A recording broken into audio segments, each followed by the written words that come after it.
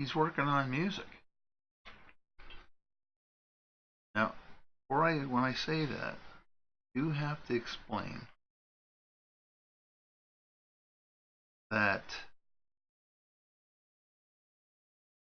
it won't be Norwegian death metal, okay? You know that stuff where the guy sounds hoarse and yeah,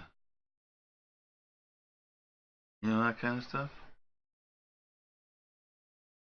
No, it won't be that. I don't know if I can even draw to that. To be honest with you, so I don't know. It sounds weird to me. But hey, if you like it, good. But you'll need to put your headsets on because I can't do it. That Norwegian death metal really does in my head. And you know, I love your name, man. I really do. Um, I really like your name, but it's I see what it is. It's now it's I've been farting. Okay. Sorry if I'm laughing, but that's quite the name. Quite the name.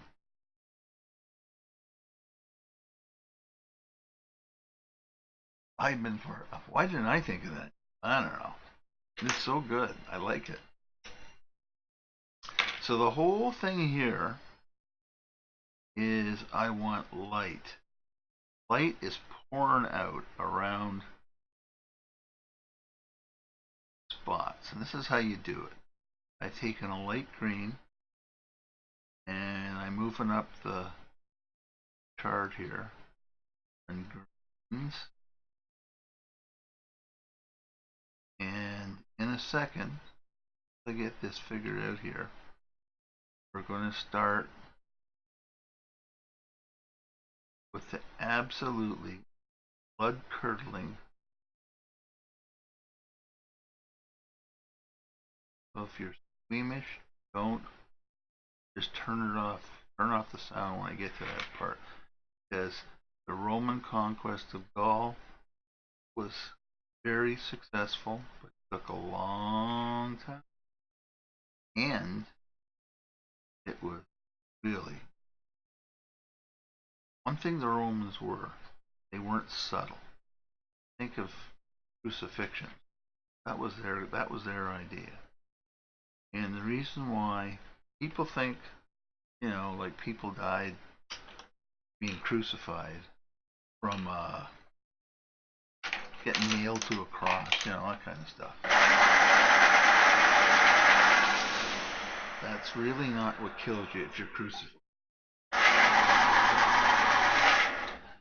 What kills you when you're crucified, the fact that this is why, there's been the historical record crucifixion. Everybody knows who um, studied it. That it has nothing to do with the nails. It has nothing to do with sticking a sword in you. It's got nothing to do. The reason why the death by crucifixion is probably the worst way you could possibly think of to die was that they normally tied the guy to a cross, which incidentally, you think about it, the cross, the Christian cross, that's where it came from. The original source of the Christian cross from the Roman crucifixion. Anyway, the reason why it was so absolutely the worst possible way to die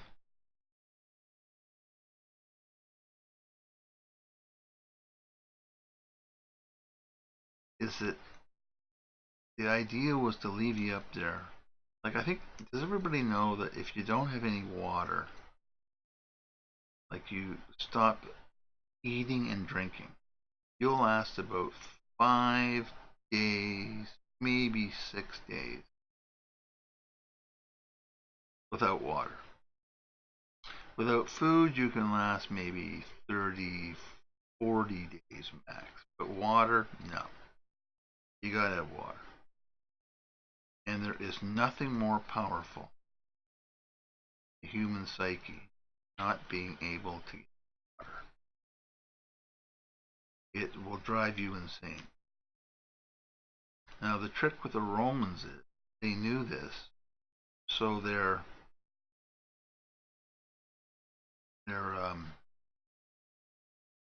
methodology was to inflict the maximum amount of pain and suffering that a human being could possibly suffer.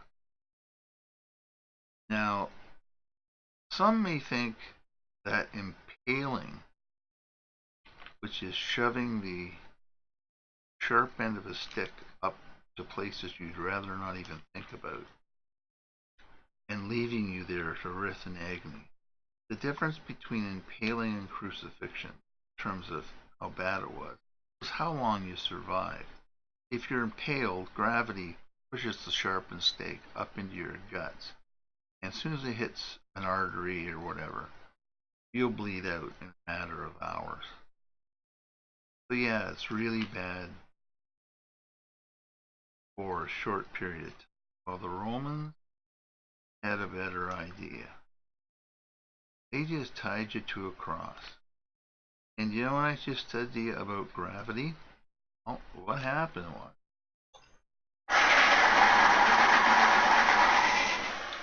if you suspend your body, get a bit better shot there. There we go. If you suspend your body on a crucifix, your guts, your innards, are like in free fall. You can't sit down, you can't stand, you can't do anything, right? So what happens is your guts, slowly but surely, the muscles give way. As the muscles give way, you suffer absolutely mind-bending, incredible pain. Because now your stomach's, your lungs, everything is looking to, well, hit the ground. Because it's gravity, right? Well, if that happens to you, it takes about 4 days to die. Ta-da! Ta-da! Romans knew this. And at the very same time, without any sustenance in terms of water, your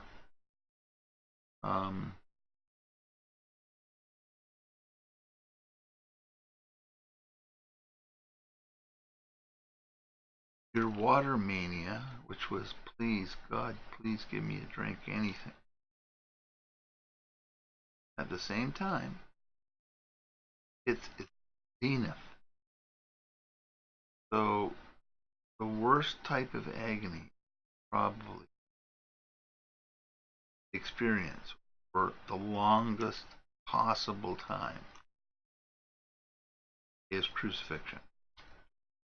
And the Romans knew this. Now, in saying that, you look at any other culture,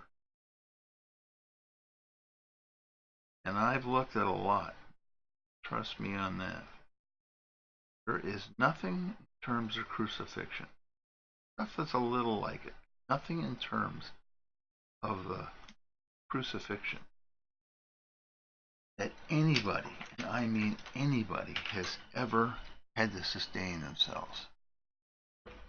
Aha, you just Googled, eh? 30, 40 days no food, 3, 4 days no water. Yeah, you got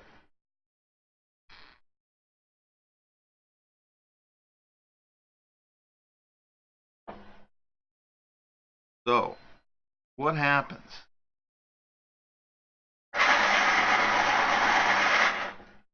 You literally, most agonizing, horrible death possibly imagine. Now, you ask yourself, why would Romans be so cruel? Well, you see, they figured out that if you took a whole population, like let's say you took a town or a small city, and you crucified, oh, they've been known to crucify thousands of, let's say, a few hundred. Everybody who wasn't crucified had to listen to the begging and pleading. Please, God, kill me, do something. Please, I didn't deserve this. They know this is maximum benefit for them in terms of anybody else who wanted to get out of line. These people aren't stupid. They quickly figured out, like, God, no matter what happens, I don't want to be die like this.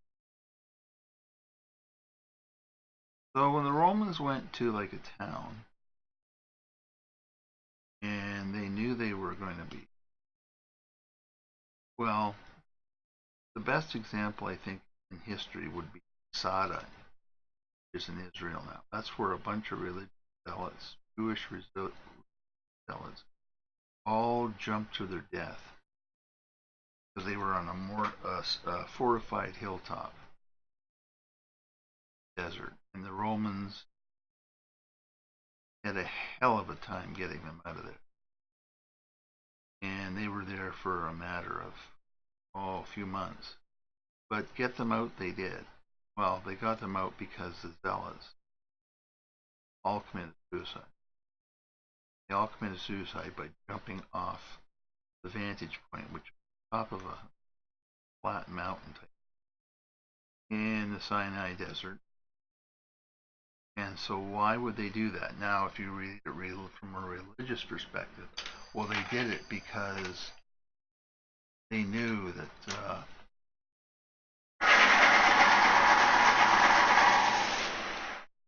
I don't know, God wanted them to or something. Anyway, something like that. But that's not the truth. The truth is, they all knew they'd be crucified. And they knew if you were crucified, it was a fate worse than. So they jumped. They all jumped. So when they got Romans built, literally a ramp out of rocks up to the hilltop, Sinai Desert. As they were breaking in, all those people just jumped off the cliffs, thereby kicking the Romans, in other words, POing them off, because they didn't get a chance to crucify them. That was the reason for the zealots at Masada, why they jumped. There really is no.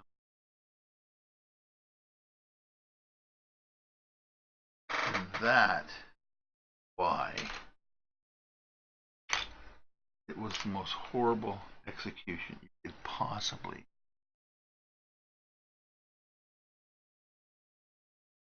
Your audio is choppy? Really? Oh, hold on. How's that? Is that better? Could be. Ivan? Is that better now? I hope so. It's showing nice on the mic. Better?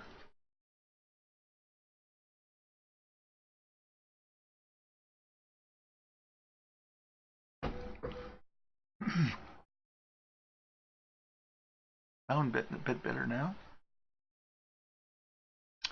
If you were to given a 12 count box of colored pencils from Crayola, could you do the same work? Okay, back to your story.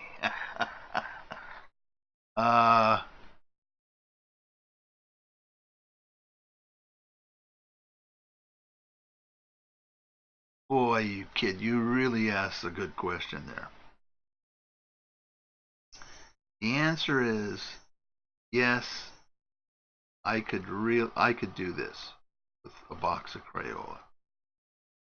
But only because I know what colors are real and what colors, well, there's no colors real in Crayola, but I could get a, okay, here's your answer. It's a little complicated. What I would do in this technique that I'm doing,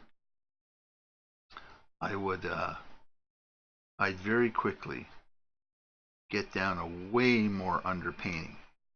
So I'd have to only maybe, well, the most that I would underpaint, I'm sorry, use the Crayolas on, was maybe 3 layers of layering. And with that, I could probably get the same effect. But the truth of the matter is, you really got to know what you're doing, man. You really do. And so that kind of is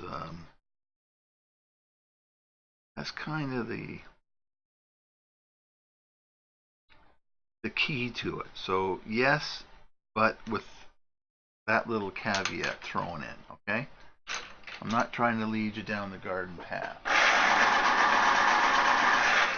You're hearing that? That's my sharpener. Okay, so not to sweat that. Because the art galaxy loves a sharp pencil, and that's why I do. Gotta have a sharp pencil. Now I know you can go on YouTube and you can see people who do amazing things with Crayola. They really do. But I gotta tell you, one of those things where you go, well, yeah, you showed me how to do it, but you're not going to be happy with the result. You'd be much better off saving your money a bit more up and buying an entire set of Prisma Scholar pencils, which are student grade, and using those. And with student grade, yes, I can get this look. I can. No doubt about it. In fact, I've done it. Just to prove a point. Not lately, but I've done it. And so that would be my advice. Don't go to the Crayola. Yeah, I know 60 pencils for $8 or something is really hard to say no to. But really, you really need a better pencil. How's the audio now, by the way?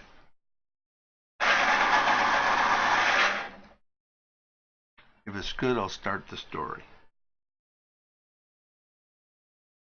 Just tell me and okay. I'm using I used to use Q-tips to smooth out certain spots on the work when I was a kid. Are there tools you use outside of the pencil, like Bob Ross, that silver blade to smooth out the oil? Yeah, good old Bob. That was our conversation last night. Who was before Bob and who was before Jason Alexander? This is the tool. This is, you can get them in the art store, which is a marker, a chart pack marker, made in the USA, and it's a blender. And what it is alcohol in a marker. But as you can see here, there's no color on the end of the marker. That's just the alcohol that comes out. So what happens is you can blend same way as you used to use the Q-tip and the alcohol. It's just that it's much more easier to control, and for guys like me,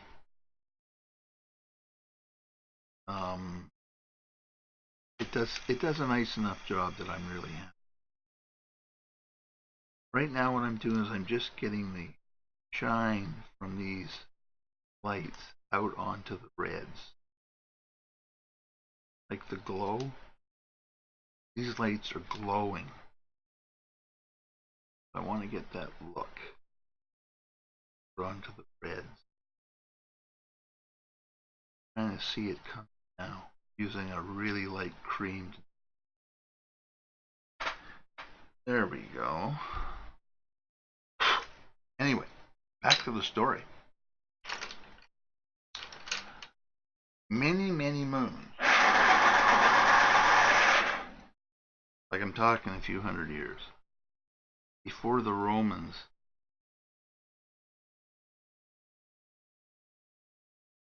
when the Romans were like the Roman city of Rome, the city-state, they were taking power in the peninsula. It took a number of years before they took the whole peninsula. Each city was like a city-state, and Rome became the place. Was where everything was. The money was sent, the whole 9 yards. Anyway, when all that was done, so I'm going to jump up to about 100 or 50 to 60 AD. Or sorry, BC, not AD, BC. Or as I like to call it now, BCE.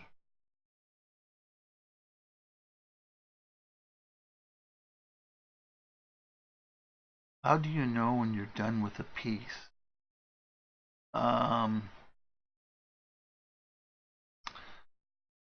Wow. Good question. For me, it's experience. I just know when it's done. No, I know exactly how much light I've been able to put on it, how many layers I put on it. And one of the reasons why I get all this extra layering is because of this, which is the undercoating, which is the marker. So I get to put way more layers in than you normally would. And that's the answer to that one. But actually done completely, I'm finished, I'm done with the piece, no more I can do.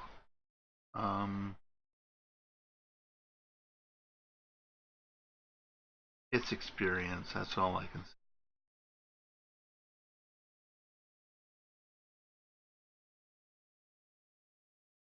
Or you go to professional artists and mail it or send me an image like now.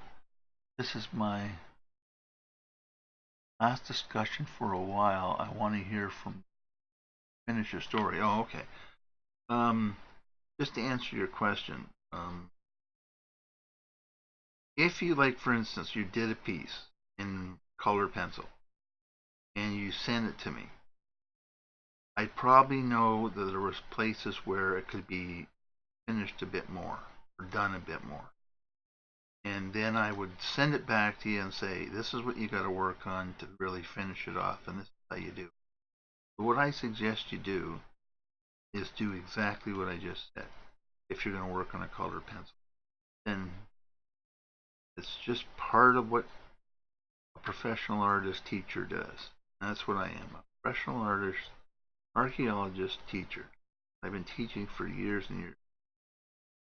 Just love teaching because when I see somebody really get it, it gives me the thrill of an absolute. That's me. Anyway, back to the story. In fact, that stands for anybody who's listening here. If you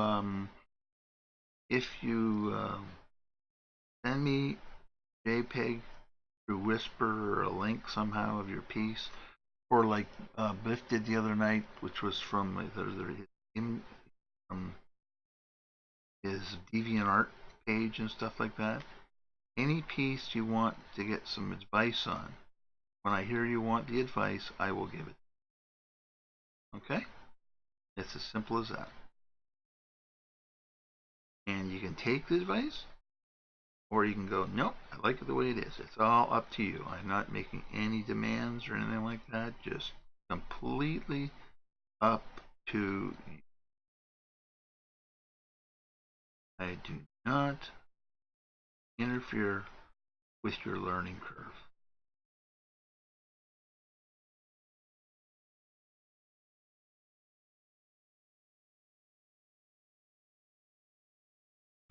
I had a student here today. Remember that place I told you about, Sheridan College? Goes to Sheridan College is one of those courses. One of his problems he finds is there's a hell of a time. He's not very good at doing painting. He's good at most stuff, but painting was never his thing. And he knows they want him to paint in Sheridan College. So he's taking painting lessons from me how to do it. So most of it too is life drawing. So the only caveat I made was that he make sure I'm only doing women, because I don't draw men very often. That's not a. I'm not trying to give you a critique or there's any reason for it. It's just that I just don't get the same blast out of drawing men that I do. Because to me, the female is about as perfect figure as you can possibly. So it's just my preference, okay? That's the only reason. And the one he brought, or the one he picked, because what I use, I don't know if you know this book exists, but there's a book called the Artist Reference Book for figure drawing, and what it does, it gives you every conceivable example of every conceivable example of a pose by a model, usually in 3 different shots, so you can get side, front, etc. And that is what most artists use for using a reference for models. And they're all copyright. There's no copyright on any of them, and you can use them, change the faces, do what you want, but the figure drawing is all there. That is what's so cool about it. It's the reference manual, and it can be had online. So if you want to look for it, go ahead. Amazon probably has it. But I would suggest to anybody who wants to learn how to draw figures, just draw them. And they're all in black and white, so you don't put color on them. Do whatever you like. But you get the figure. Get that figure, and that is the key. Once you get that figure, perfect. And what was I saying? Oh yeah, the Romans. Of course, the Romans. So I'm going to jump up to around 40 to 50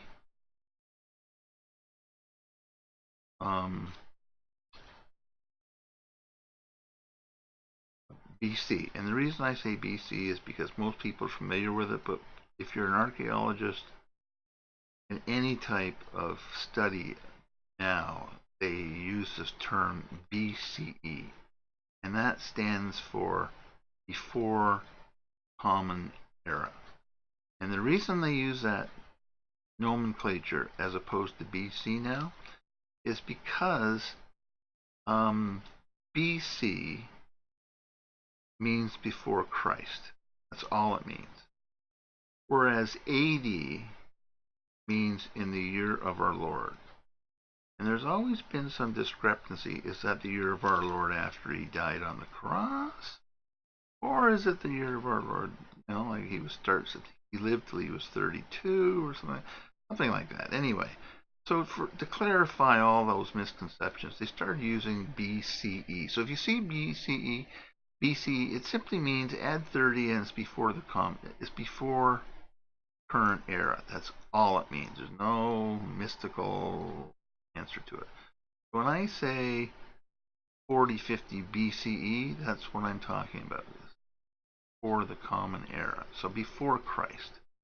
Okay? Before Christ. Not after, but before. And that being said, we have Julius Caesar,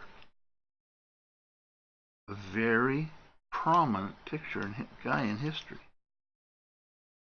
But what Julius Caesar didn't have was tons of money. He was patrician as you can get. Patrician meant noble in Roman. He was a nobleman. His family had a pedigree going back to the founding of Rome. But they didn't have a lot of dough. They didn't. No moolah. So, three of them, Crassus, Ptolemy, who was like a retired general who had gained huge fame fighting off enemies of Rome. They all lived in Rome, and they basically split the city up because even though they had the Senate, they split it up because they made like they called it in history the triumvirate. The triumvirate was those three guys. Crassus was richer than the richest guy you could imagine in the world. He was the Bill Gates of the Roman world. He had money. Now, how he got his money was that he would send out his henchmen to burn down sections of Rome. Now, Rome was basically all wood at the time. Yeah, there was stone buildings, but mostly where everybody lived, it was wood. And they would burn down sections. And as it was burning, Crassus would go up and say, well, listen, you own that property. We'll buy it off you right this second. And people would go, yeah, before it burns to nothing. Thank you, thank you, thank you. But what he was really doing was buying it up and let it burn down because he wanted to build something better and new. And that's what he did. That's dear Crassus. That was his game. Everybody knew it. Except the common folk, mind you. They thought he was a savior. So he had tons of dough. And Caesar didn't. But Caesar wanted to expand Roman influence above Rome. More than Rome. Not towards the east, not where anything else. He had this huge, fertile area called Gaul just above Rome. They had one problem, though. One major problem. And that major problem, there, better? That major problem was it was inhabited by thousands upon thousands oh hi, just tilling name. Religious? What's good, dude? Religious. Chill? I don't know what that means. No.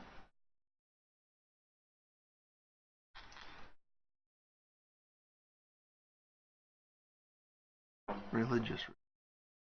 Anyway, maybe I missed something. I'm drawing, so my mind's all over the place. I'm in my zone. Anyhow, they had all of this huge, which is now France. Easy to find. Where you look at a map and you see France, that was Gaul. And the Gaul was inhabited by many, many tribes. Like, I'm not talking a couple here. I'm talking many, many tribes. And they all fought each other. Some tribes were really big. Some tribes lived in inhospitable areas. Other tribes lived in areas where, it was great farmland, which the Romans wanted right away. They all lived in, France as a whole. It's a pretty nice place to be if you're a farmer and you want forests and natural stuff and even gold. So That's why the Romans wanted it. So Julius Caesar didn't get all his money from Crassus, don't get me wrong. He borrowed heavily from really rich people. Really rich people. And they financed the legions to go up there and fight. Now, by this time, legions were made up of people that weren't necessarily Roman citizens. See, in the early days, in order to be a legionnaire, you had to be a Roman citizen. This is all in the Republic, by the way, okay? This has nothing to do with the Roman Empire. This is the Roman Republic. In other words, the Senate of Rome was the ones who made the decisions of what would happen in Rome. Okay? So,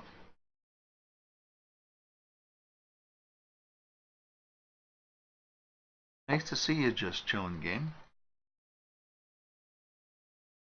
So what happened? He got the money, and I think he started off with about 5 legions. Now, a legion of troops is changed over the years of the Roman Empire. But 10,000 men was about the size of a. So he had 50,000 men, all trained, all armored, and also he had cavalry. Now, when I say cavalry, I don't mean like the Middle Ages cavalry, like, like the heavy duty cavalry. The Romans didn't use stirrups on their horses. So it wasn't like a knight going into battle and he had his stirrup and his thing on his lance and all that stuff. Cavalry was used really to scout ahead, and they would join a battle if there were pitch lines, stuff like that. So it wasn't cavalry like you think of cavalry. They called it cavalry. It really wasn't cavalry like we're used to. I mean, they had lances and stuff like that. Not saying they didn't. All I'm saying is they did. It's not the cavalry like they had like knights.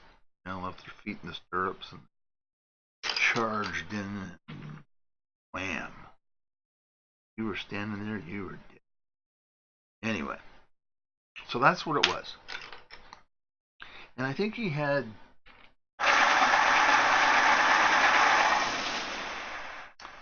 when you were talking about Common Era versus BC, I said, oh, I see. Okay, yeah, exactly. No, something like that. Okay, yes, exactly right. Just that is religious rather than archaeological. So what happened was, with that, he decides to invade Gaul. And he did this with the Roman Senate's approval. They wanted lots of extra land and all that stuff as well. Don't think he didn't. It was Caesar's idea. He was the general, but it wasn't just him saying, yeah, we're going to go to Gaul. No. The Roman Senate was the one who originally approved all this. So off to Gaul he went. And the entire time he was there, I would say, like, nobody knows for sure because all you've got is Caesar's book, The Conquest of Gaul, which is from his point of view. So a lot of the facts in it are a little loose. You can't blame the guy. He wrote the book.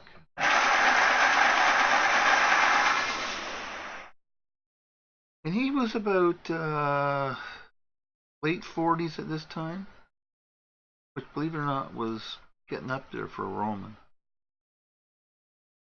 But Not because of they didn't live to old age. Don't get me wrong. I mean, the averages averaged out lower because guys were killed in the war and every disease took people away. So people lived just like they do today. They live in their 90s and stuff like that. But the averages were lower. So people think that, oh yeah, in the old days they died when they were like 20. No, no, no. That's not what they mean. What they mean is the average was lower. And that was because of all the situations I just. So anyway, Caesar gets his legions, and they trap they attack. I think it's the Arvini tribe. I'm not 100% on the pronunciations. Reasons being, they don't give you pronunciations. Archaeology. They just tell you the tribe. You gotta go figure it out. So the truth of the matter is what they call themselves in ancient Gaul, nobody even knows. So it's Latin translations. So that could be right or they could be wrong. Who knows? I'm pretty sure it was Arvini tribe they called them. And now these guys, they weren't a pushover. They fought with big round shields and longer swords. They wore pants. Where pants come from? They wore pants, and they were really good fighters. So it wasn't like walk in and say, "Hey, we're here, and you're going to be Romans now, and we're conquering this place." No, no, no. They put up a big fight, and it took about 4 years to beat them. They were the biggest tribe, and they were a very proud people, from what Caesar says anyway. There isn't a lot of independent analysis of this. A lot of it's from Caesar's conquest of Rome. Veni, Vici, Victor. I came, I saw, I conquered. They were a proud people. And even to this day, they don't know a lot of the battle sites. Even the final battle site, which was again, watch my pronunciation, Vercingetorix, who was the guy who got all the Gauls together for the final battle, like 6-7 years later. Nobody knows it. He was captured and sent to Rome. But anyway, that's not what I'm telling you. That's the final battle. So anyway, they fought the Arvini. And much to Caesar's dismay, these guys were no pushovers. The legions would set up their battle lines, sentries. They all moved in unison, just like everybody knows. They knew how to do certain moves like the testudo, where they would put the shields over their heads so they looked like a turtle, so you couldn't get an arrow in or anything and move forward. They had all those moves. Well, the Gauls did not know those moves. So when they really attacked them, they really, really attacked them. And they lost a hell of a lot of men.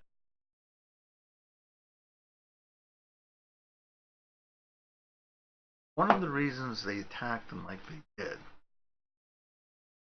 was that inside the tribe, Sardinia, each individual fortification, they were the same tribe, but they fought amongst themselves, cattle raids, all that stuff.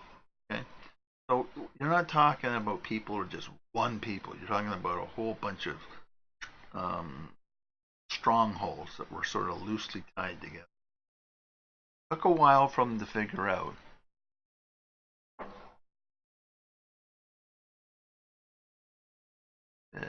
drawing is Ah, thank you. Thank you. Thank you. Thank you. I appreciate it.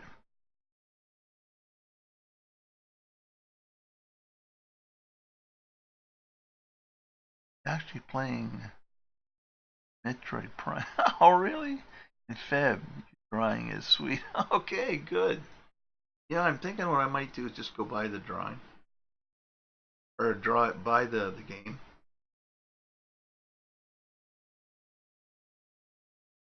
Like, I'm thinking, why don't I just go get an Xbox and buy the blasted game and play it? Because I liked it so much, so why not? Anyway, it's on the. As I'm doing this, I'm thinking, like, I'm going to do that.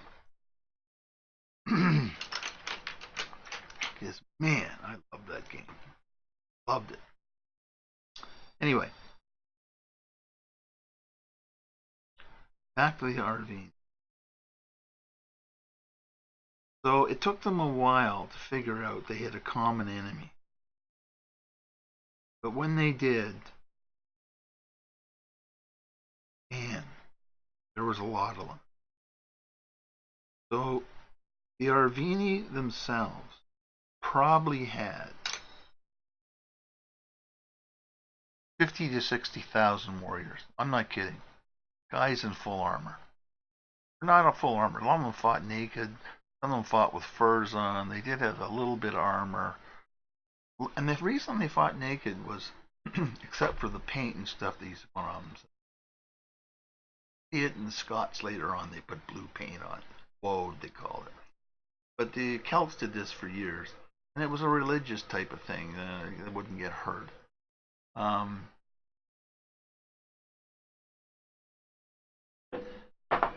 that's what they did. And truthfully, it didn't help against when you're wearing armor. But they had their numbers, and they attacked also in mass. They didn't really attack in like line up 50,000 troops and yell charge. They didn't do that, which was their eventual downfall. In fact, none of the Celts really did until the very end. And they also weren't used to the Roman artillery. I don't mean Roman artillery in terms of cannons and stuff like that. They used catapults, and there's been various names for it, but they also used a thing called the stinger, where they had giant arrows on giant crossbows, and they would fire the stingers at the opposing army, and what would happen is it would kill like 4 guys in a row. Well, the Arvini weren't used to it, and it spooked them. And the Romans got really, really good. Don't kid yourself. They could put a rock within feet of where they thought it would go. It should go. They really could. I mean, they were expert. So they had artillery, had these stingers. They didn't use trebuchets. That doesn't come until the Middle Ages. But they think the Middle Ages. I think the people in Asia used them earlier, but they didn't have any of those. Now, if you don't know what a trebuchet is, it's a counterweight, okay? So, it looks like a grasshopper, and you put like a 500-pound or 800-pound boulder in it, round boulder, because they used to make them round. Then what they do is the counterweight, they fill it up with, 3 times as heavy as the missile, which was the boulder that was being thrown. So it looks like a giant grasshopper. And then what happens is they let the counterweight drop, which is now 3 times heavier than the thing, and it just slings like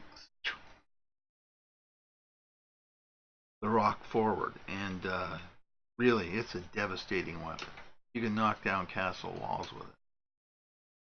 And they did. But anyway, the Romans didn't use those. Weren't invented yet. The reason they didn't become super popular is because just about the same time they invented the trebuchet, gunpowder was discovered. They brought it back from China, and so you're talking like 1,000 years. Um, they didn't have it. They had similar stuff with catapults, and they catapults would fire like an 80 to 100 pound rock, maybe 200 yards, 250 yards. So you're talking something that's pretty strong, right? So what happened? Well, these went through like the Gaulish ranks, like, the ball would land in front and then roll. Well, you might take out 10, 15 as it rolled through. I mean, after all, it weighed like 100 pounds. It was like a cannonball, except it didn't explode. But it would roll through, and you'd break arms and legs and kill a few, crush a few, and the whole 9 yards. Then what they do is they would take and these big round balls that they made, like 80 to 100 pounds, wrap them in, slap on like oil, like natural oil they found seeping out of the ground, and just cover the things and set it on fire and cover it in straw and fire those. So not only would it bounce and burn as well, it was devastating. It really was. And when the Arvini first encountered it, they got massacred. Well, they didn't get massacred. What happens is they retreated. And they retreated back into their stronghold.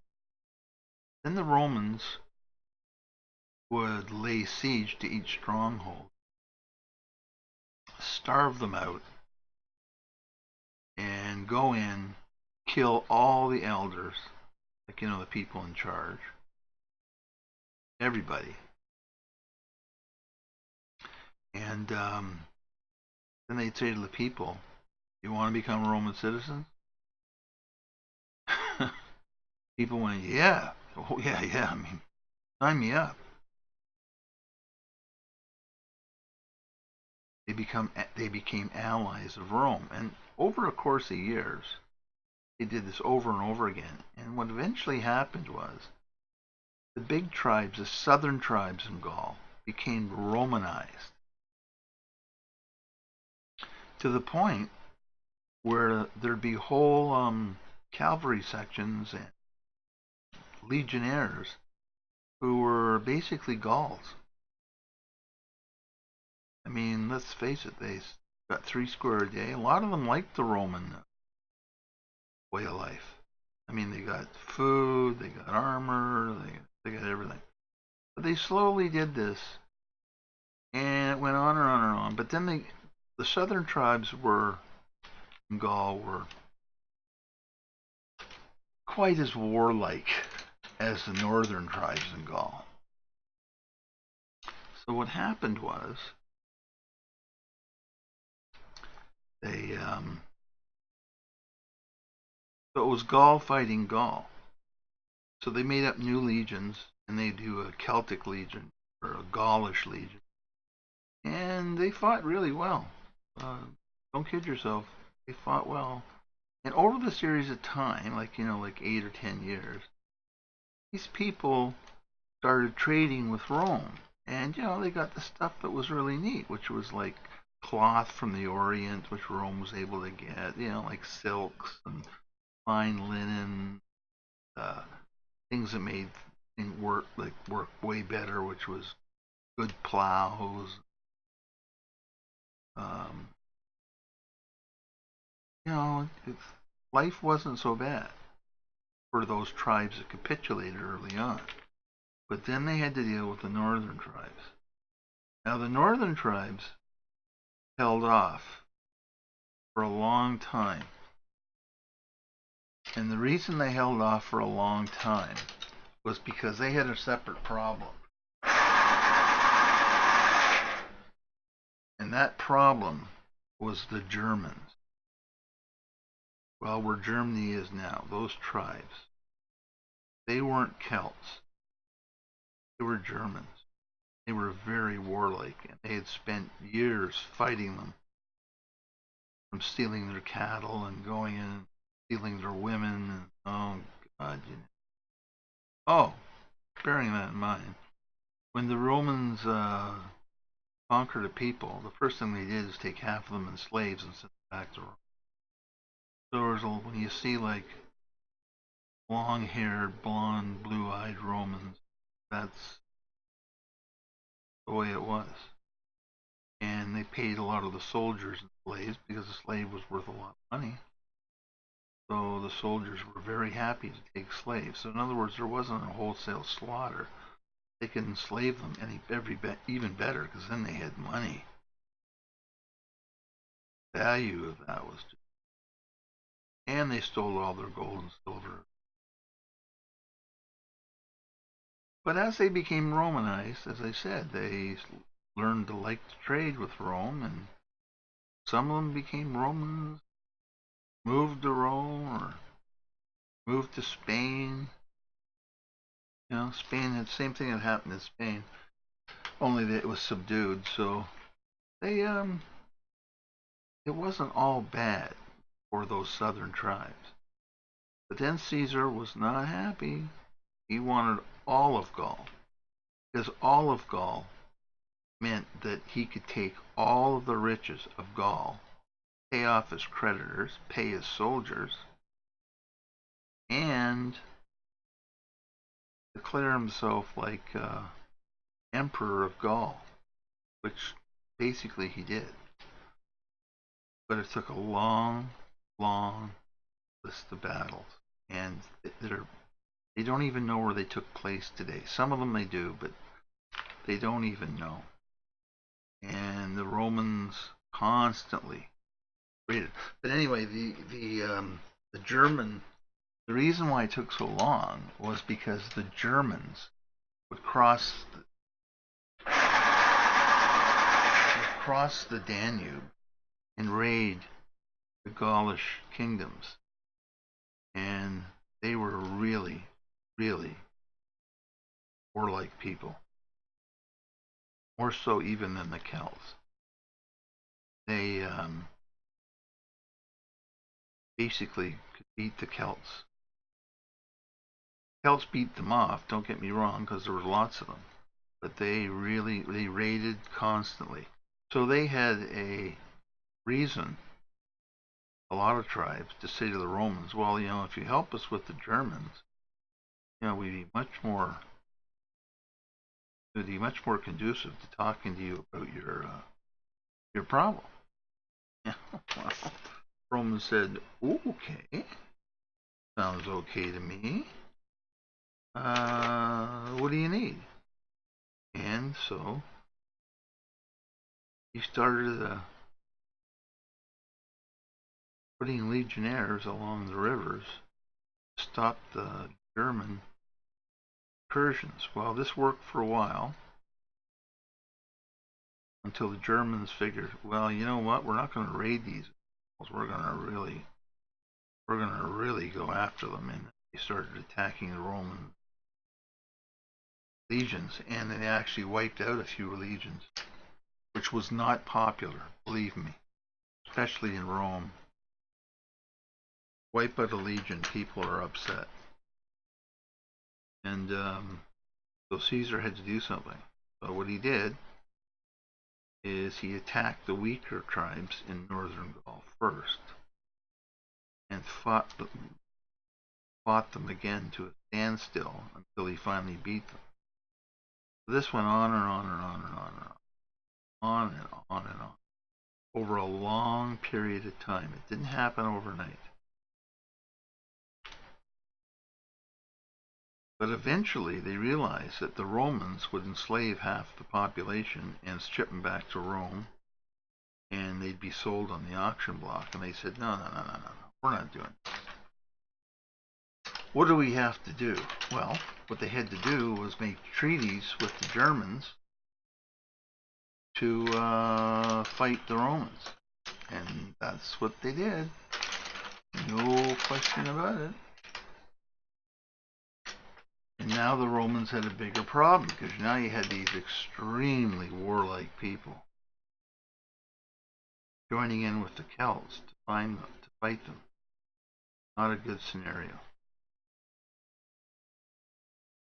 And you're talking a few 100,000. Remember, Caesar didn't have that kind of manpower, but they had tactics. And the Romans never shied from anybody. So, but strength in numbers, even with tactics, if there's 300,000 of them, you lose. So, again, Caesar lost a few legions to the last man. And the Celts weren't stupid. What they would do, you've heard of those things the Scottish use. I can't remember the name of them, but they're like triangles. How's my night going? It's going good. Hi, Leanne. How are you doing? We're talking about the Roman conquest of Gaul right now, and art. I've been in and out, so I don't want to join chat yet, but you've been lurking. How's your night going? Oh well, it's going good. It's going good. We're doing some blue right now, but we're going to get to the gold in a minute. As soon as I get this section up here done, just like this pipe that goes. I don't know what it does, but it obviously helps the breathing or something. The hard part in this is going to be the green. It'll be fun to do that. I'll show you how to do it.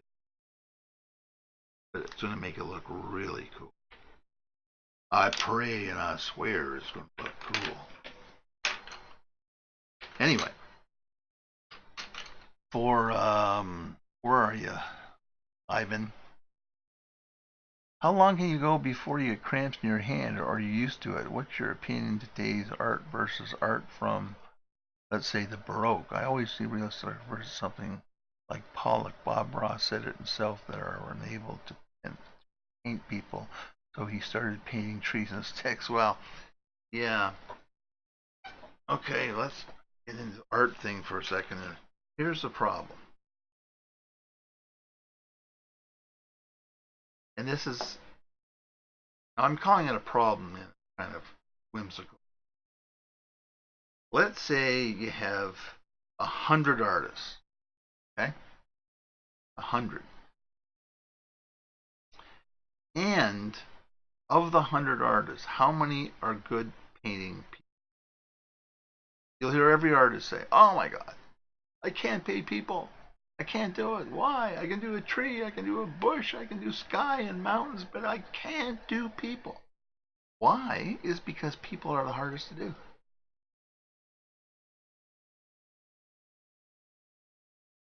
Well, there's about 170 some odd muscles in the human body, and the human body um,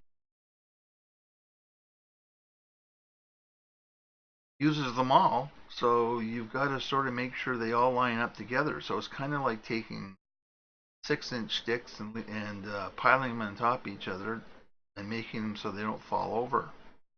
That's kind of what happens. So some artists are able to do this. Some. So if you take 100 artists and you lump them all together, out of the 100 artists, maybe one or two are portrait artists, they call them, which are figure drawing artists. Takes a lot of practice, and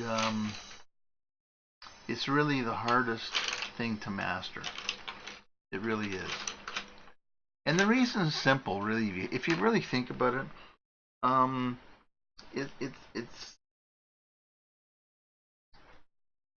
it's harder to master because, like, let's say you're drawing a tree, okay? And you put one of the excuse me.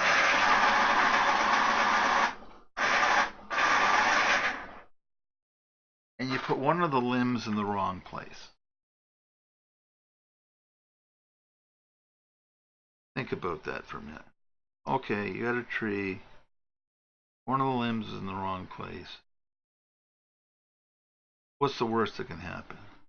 Well, you go with it. So you draw around it, or you just incorporate it into your painting. You do a human being and the arm doesn't look right, or the eyes are in the wrong place, or something to that effect. And what's the problem? Well, everybody looks at it and goes, hey, your arm's in the wrong place and it's too short and it doesn't look right, and I thought you said you were an artist. Well, you are an artist even if you can't do it, but it's the hardest thing to learn. And I'll give you an example of what it takes to learn to really. Now, I'm not as good as I was. Please don't let me give you that impression. And what I mean was when I was in art school. Because I spent like 3 hours a day figure drawing. And one of the reasons was because when I went to art school, um, university, it is now anyway, they paid for a live model every day. Like, so every day you had a live model, which really helps, believe me. So I was there every day and I practiced. And I practiced, and practiced till I got really, really good at it. I mean that. And but again, it was practice, practice, practice. Now, it doesn't mean you can't learn how to do it. And I was mentioning earlier the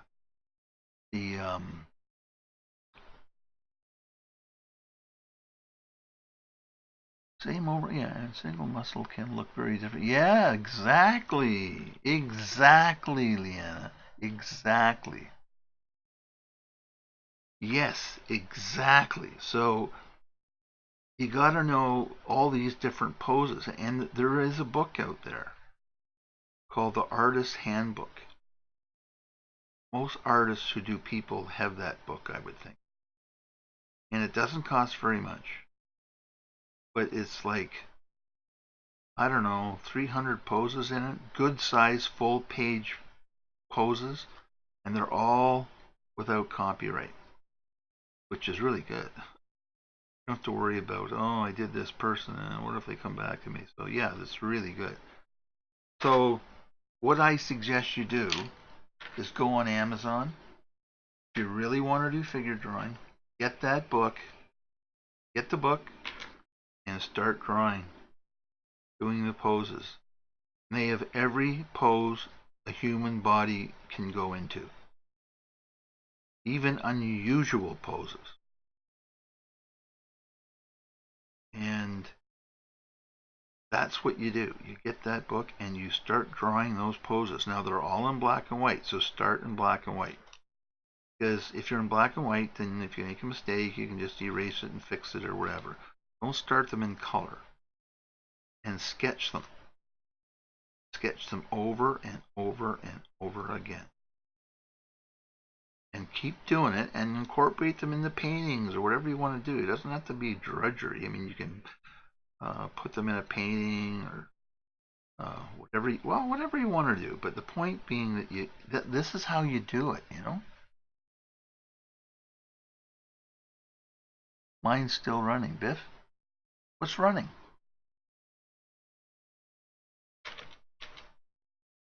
Did I miss something? Yeah, the stream hasn't stopped. I don't know. The stream looks good. No, no, Leanna. The stream hasn't stopped. Maybe a glitch or something?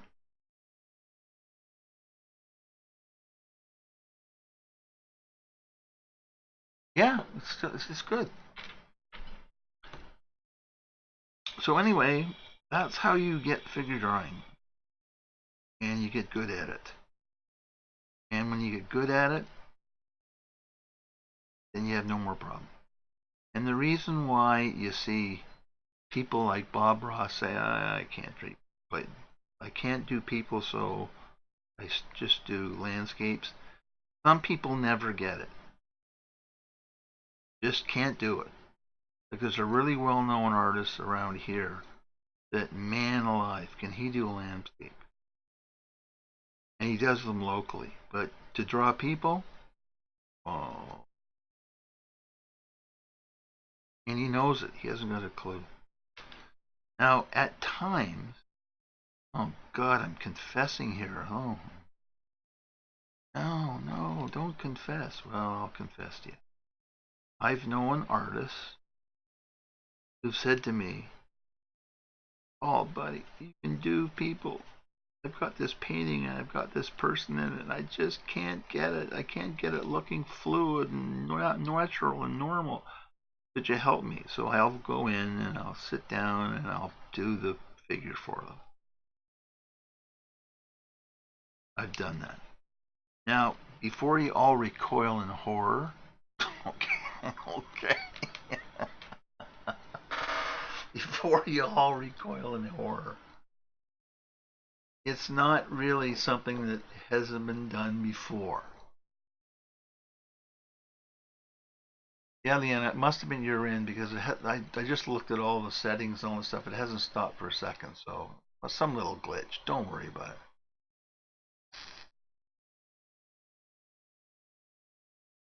Anyway, telling you this is not telling tales of the school, being overly dramatic. And the reason I say that is because if anybody's near the internet, look up John Constable's The Hay Wain. That's Hay WAIN Hay Wain. It's one of the greatest examples of British painting ever accomplished. And a constable is worth, like, oh God, millions. He lived in the 1800s. If oh, it's just, trust me, it's a million. Okay, he's a very, very famous.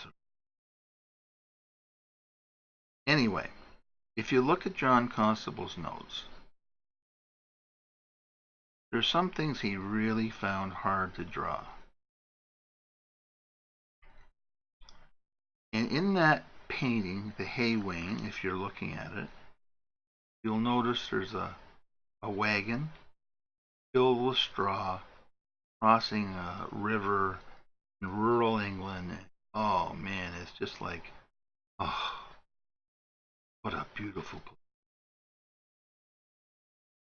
God, it's like heaven on earth. So here's what I'm trying to tell you. In his notes, John Constable said, I'm not comfortable drawing the wagon the way I want it, because the wagon's sort of like in the front angle and the horses are like on a little different angle. Then you got a bit of angle with the yoke for the horses and stuff like that. Okay? So he called a friend.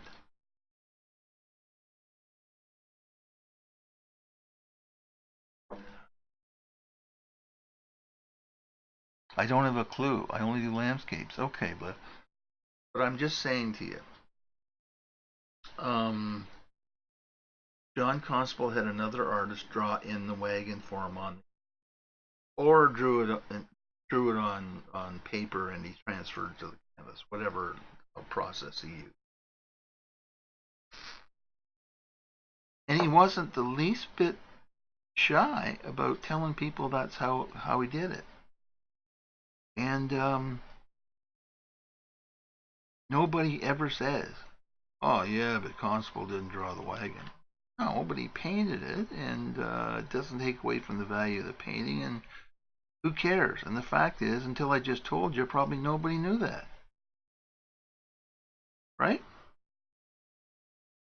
So if you can't draw people, give it a try. See if you can do it. But now, you can. There's the percentage for people who learn how to draw people.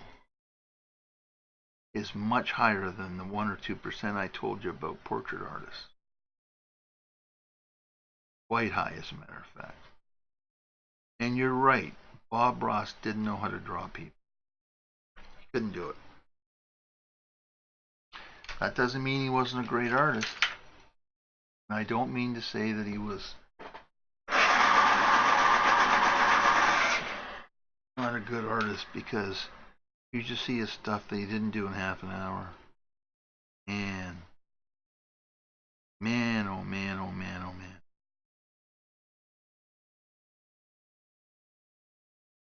He was a really good. And you know what? He was a really nice guy too. That's the other. People didn't know him. You know, they criticized him, but I knew him, and he was always like this, the sweetest man, honest to God. Just wanted to give him a hug. Like, the way he was on TV was the way he was. He wasn't putting it on. And he has such personality that way. And yeah, there have been guys before him like Jason Alexander and Bob Nagy, and then before that, I don't think they had it because they're TV. But you saw it, Bliff. You see it? You look. Now the wagon he didn't draw.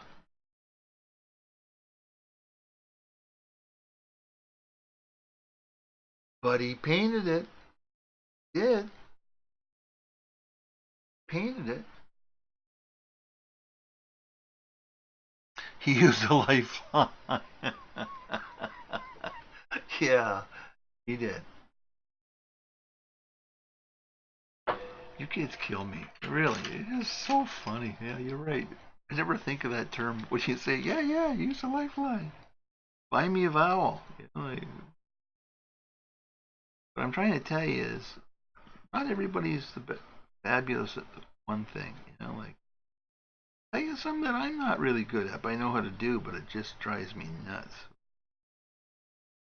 Is doing buildings and getting the they call it the perspective. I hate that. God, I hate. And it's only buildings I hate it with.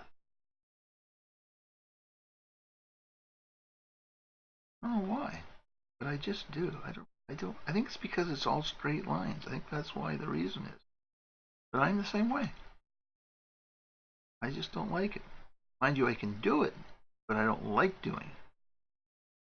But there are people who just can't. And that friend of mine who couldn't draw people in his landscapes reached out to me and said, "Could you help me?" And I went, "Yes, of course." And I've never told anybody about it until I just told you here. And it was a long time ago. The painting has been sold for years. So who cares? And I've done other stuff for people, you know, like, can't do this. Even sometimes somebody gets a portrait commission and they say, "I just can't get the look. Just can't get. Can you help me?" Yeah, of course I can help you. Artists help themselves. Yeah, I know they argue and they spat at each other, and that's what artists do. But when the chips are down, they help each other. Like when I was in the Ontario College of Art, to give you an example. So, time would come for lunch, and you go into the cafeteria, big cafeteria, and you sit there, and somebody would be working on a piece, and gee, not turning out the way I want it. So what would happen? Well, you'd pick up a pencil or pick up whatever, and you'd help them do it. And it wasn't just one guy, one person. Other people would do it. So it's not as if like artists don't help each other. You know, it just isn't. But artists do. It's about turning. The art is the thing, man. The art. Doesn't matter how you get there, it's the art. Nobody will say, like, yeah, if it wasn't for so no, it doesn't work that way. People don't care. People buy the art because they love it. If they love it, you don't have a problem. I'm watching William Zander on VBS on Sunday. Oh yeah, I grew up. Yeah, I think so. Well, there you go. Before him was John Nagy, and he's that guy. William Alexander was basically who Bob used as example of how to do his thing. Yeah, he was Bob's predecessor. Exactly. What what Alexander didn't have though was Bob's personality. And then Bob changed the rules a little bit too. I remember that. He went on for a few years.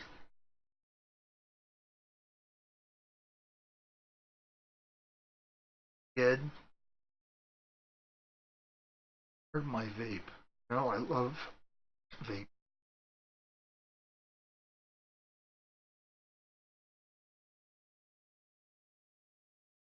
No, I didn't mistake. No, speak. No, William Alexander was on PBS, and Bob kind of took over from him. Now I don't know if Alexander died. He wasn't a young man, so maybe he died. But the guy who started it all's name was William Nagy, Nagy. You can look that up too. You can see.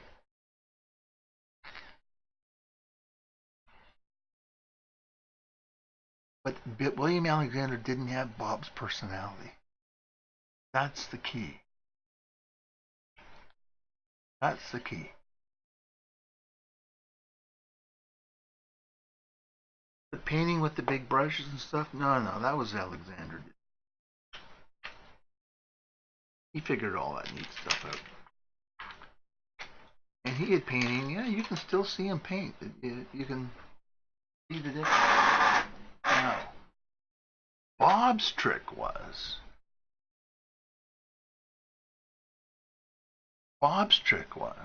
which to me was so smart. Like, think about this. Like, he didn't want to be the second William Alexander out there. No, he didn't want to do that. He wanted to be Bob Ross. What did he do? Well, he got this idea. And it included linseed oil. And also Payne's Gray. You know what Payne's Gray is? Payne's Gray is simply burnt sienna and ultramarine blue. That's all it is. But you can buy the color. It's so popular. People use it for painting instead of black. Lots of artists use it. Never go deeper than Payne's Gray. That's the deepest they go. Which is okay because I haven't really talked too much about oil painting, but when you do oil painting, you really don't use black and you don't really use hardly at all. I mean, on the finished paint. What do I mean by that? Well, you build up the tones of the colors with lighter and lighter yellows. And at the very end, like if you're doing a cloud, there's hardly any white in the cloud. Virtually, hardly any. Very, very end, you put a few little sprigs in. And that'll set it off. But that's the way oil painting was taught. And that's how it was done. And to this day, yeah, you show me an oil painting and I'll tell you.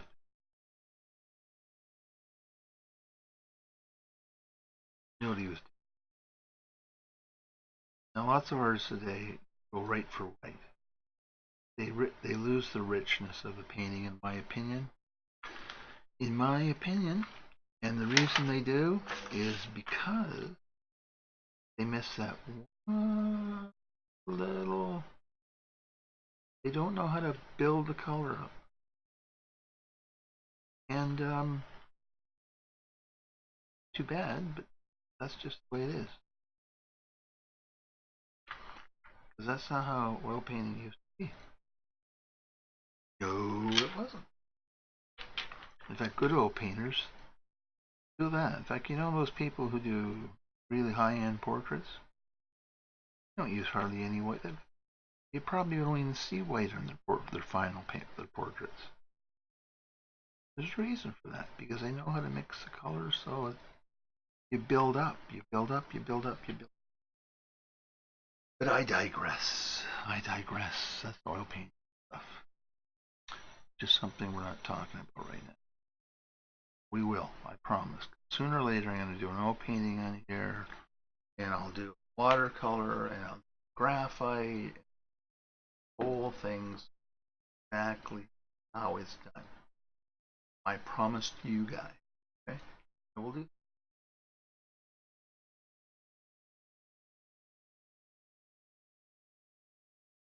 Yeah, Leanne, that's exactly what you do.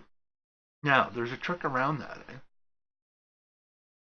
If you want to do it real fast, take Mars Black and take Ivory Black. Just go buy them because they're really cheap. Like it's probably $5 a tube. Really cheap. And what you do, if you want a warmer black, add some red to it. Crimson, use good, or cadmium red dark is good. And if you want a cool black, you mix in cobalt and a little bit of ultramarine, and you mix it in. And you'll get a little bit darker look than you will with Payne's Gray. But it's really nice, because if you want to go for some reason in a corner or something, you want to just darken it from Payne's Gray, that's what you do. And works like a charm. It's it really does. It just works so perfectly that, and saves you a lot of messing around. And not all Payne's Grays are the same too. You'll find different manufacturers and make them a little bit different. And it can throw your painting a bit, because if you're out of it, and all of a sudden you go more, and you go like, oh, wait a minute. What happened? Because it's different. So the trick around it is to use your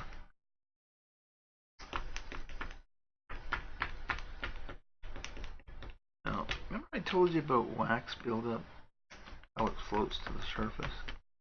Well, if you want the colors come right back to normal, just take your knead eraser, pull off a little bit, and boom, wax bloom is gone. That's all there is to it. So I know people will cry, see people there with a stein of beer crying into it. Oh, I can't get rid of the wax. That's how easy it is. How easy. People get so burned out of shape. Also, you can get like workable fixative. Give it a gone, melts it instantly.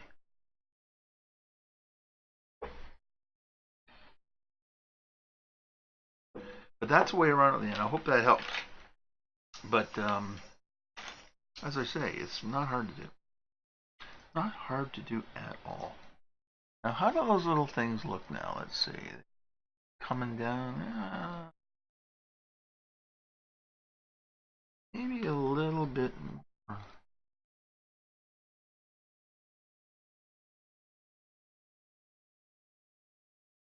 Catch. I'll just put a little.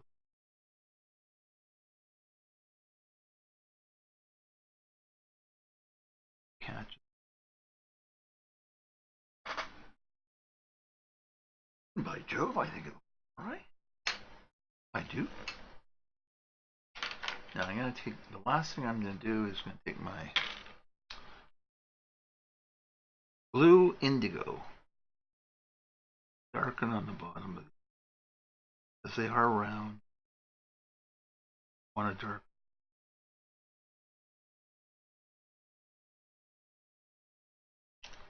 Just like so you really see.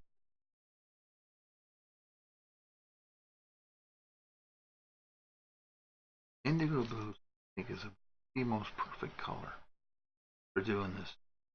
If you're in these hues, it is for me.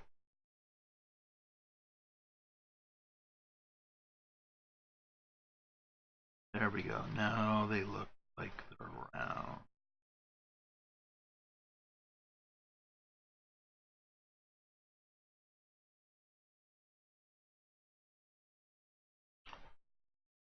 Look like they're round.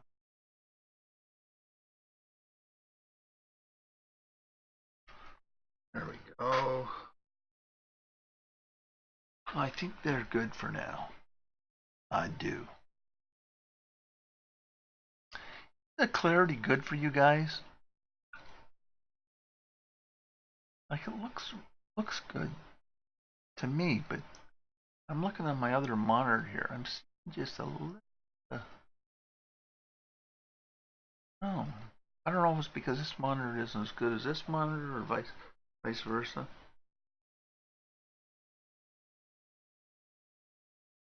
I don't know. Can you tell me, or if you're looking, how's it looking? Because I can adjust it. So if you let me know, I'll adjust it. I'll just adjust it.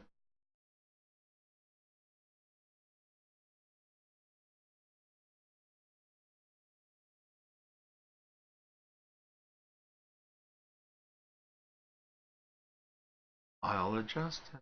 I promise.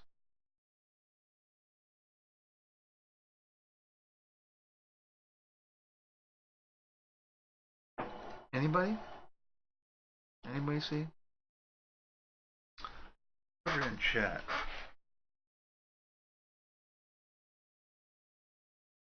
Pretty.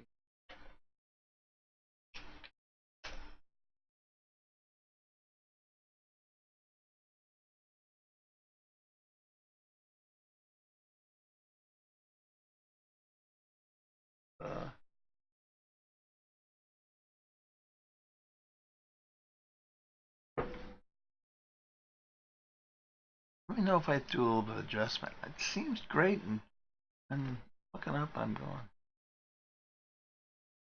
going, wait. So I didn't.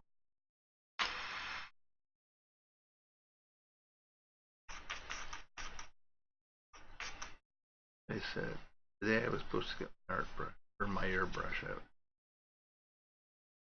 and stuff happens, right? Just about to go get it. The phone rings. Yep, got a problem. Okay. Gotta fix it. Okay. Getting it out.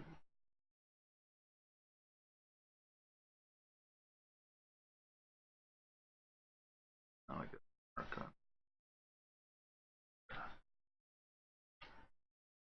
Here you. Here.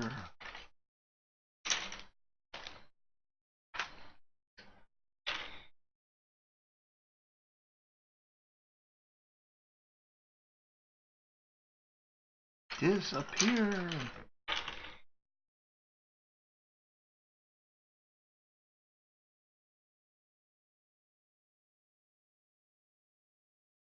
I had a finger full of colored pencil on my.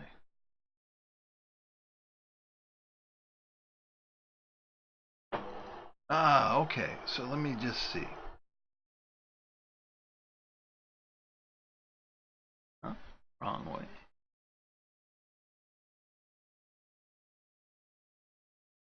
How's that?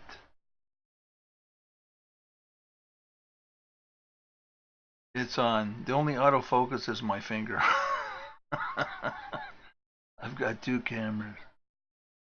No, it's not an autofocus. I have to manually. How does it look?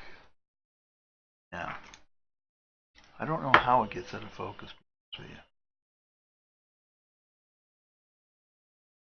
Different surface here.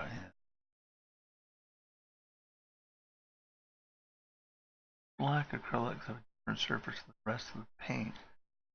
Fine version going to look at. Yeah, well, you can put a little bit of, if you're using acrylics, put a couple of drops of, if you want it bright, put a couple of drops of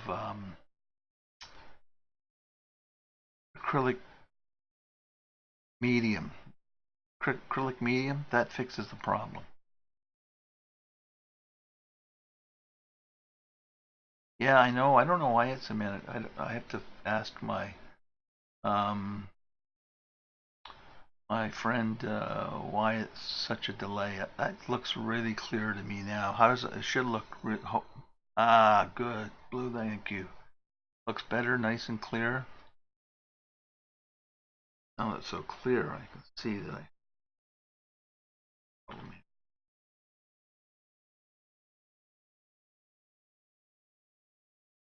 go up doing it, but see, it doesn't look quite right. That's better. I think I need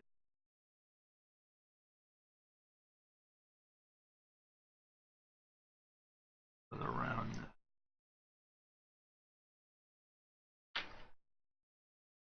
Yeah, I think that's better, right?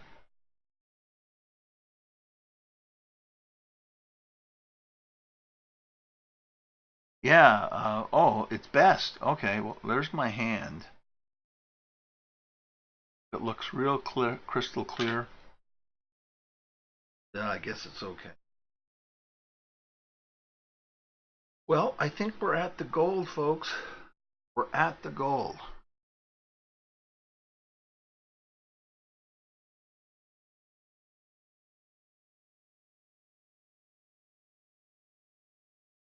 Thanks, guys. Yeah, it does look better. Okay. See the color and the detail better. Okay. So we're going to move down to this section.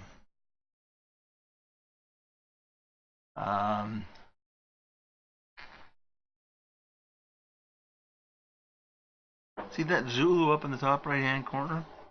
That's a black and white. That's an oil painting of hands on the right there too, at the very top on the. That was a big painting, like 4 feet by 4 feet. That's a watercolor up there. The next one is a watercolor. Yeah, that's a crock I took. Christ, I don't know how stupid I was getting that close to him, but I wanted the shot. Actually, I was on an airboat and I jumped overboard, got the shot, and jumped right back on the airboat. But he was coming. And the guy driving the airboat goes, hurry up, hurry up, hurry up. Yeah. Okay, I want to get this armor, that light green. He's 920 on the prismacolor scale. There's another green I really like it too. Chartreuse. Oh, and yes, pale sage. Okay. Now you ask, how am I going to do this? Okay, well, how I'm going to do it, I'm going to put down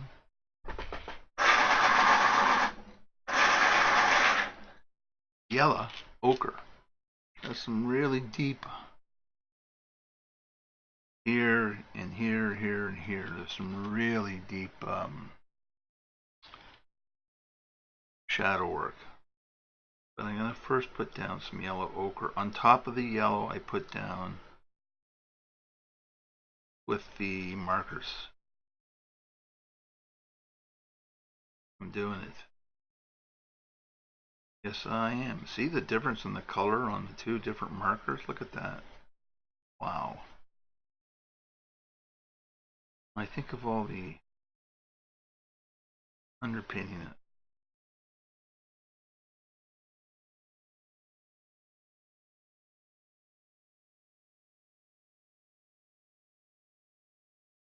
That's a good thing. Also, I love this paper too. I gotta admit, for doing colored pencils like this, it is the best paper. I've tried them all. Let me tell you, everything. Illustration board is good too. I can't say anything bad about it. This paper, the Strathmore paper, it does a nice job. Jesus, is that all of it? Oh man, now I gotta do it 2 tones. I got it. Tone it down here. I gotta put darker gold. Always a fun prospect. Makes it a little more challenging. A little bit more challenging. That little bit down there is kind of, oh, it's gold, but it's got green. Okay. See, that's right on the gray paper, that what I'm putting on there. See? And it comes down.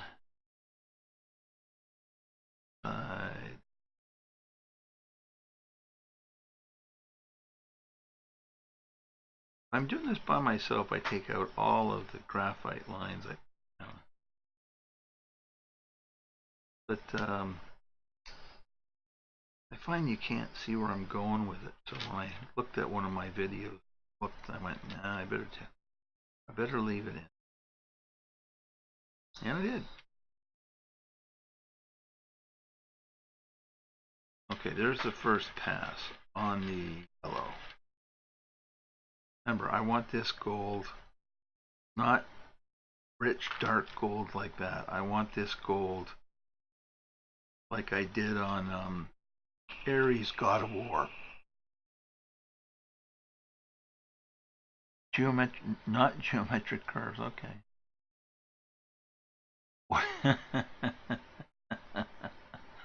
Okay. Yeah. I don't know what it is on her shoulder, frankly. It's got something to do with her armor. I don't know.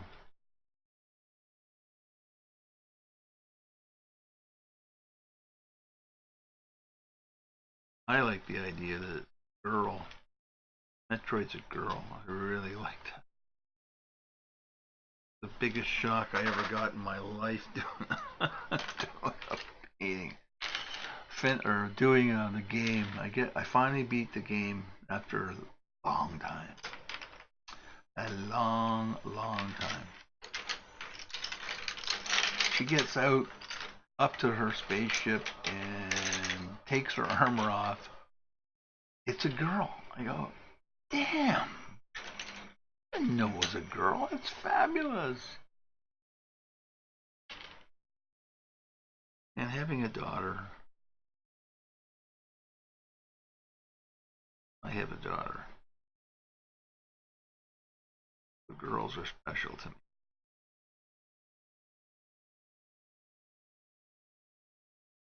So cool.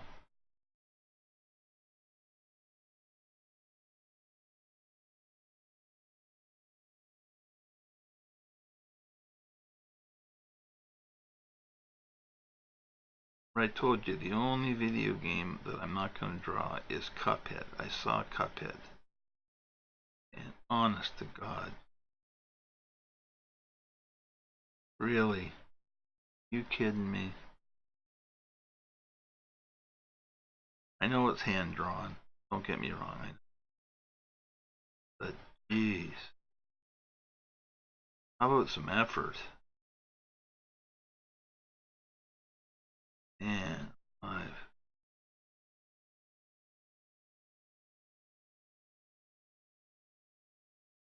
Did I ever tell you guys about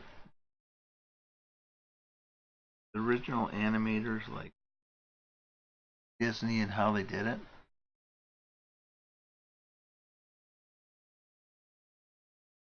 Well,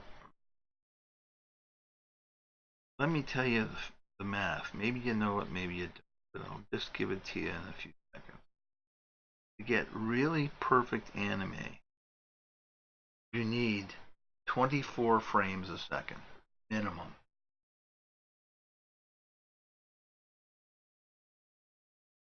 Oh, Biff Bruno. Okay. Well, let me ask you a question then. I have a more. I think this is a woman. I'm not sure. I don't. I can't. I haven't looked. I've got the game written down, but I don't know for sure. Isn't that a woman? Isn't that a female with traditional curves, waist, thighs? I was thinking of giving her a bit more of a bust, drawing it out and just make it. But it looks to me like a woman, and she sharp fingernails. Or what do you think?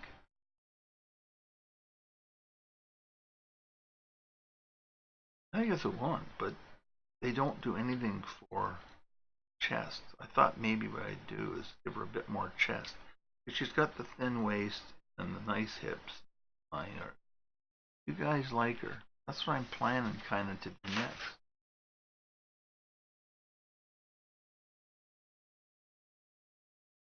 Unless somebody gives me a better idea. And I'm open to ideas, don't get me wrong. Actually, this one jumped. I jumped the curve on this one because I found out that they had actually done a nice job on the figure game. I know there's like Lara Croft and stuff. That would be the traditional. What about her? Like, is that game still around? Tomb Raider or stuff like that? I mean, the original figure? Or Lara Croft? I know Angelina Jolie played her, but not, not a big.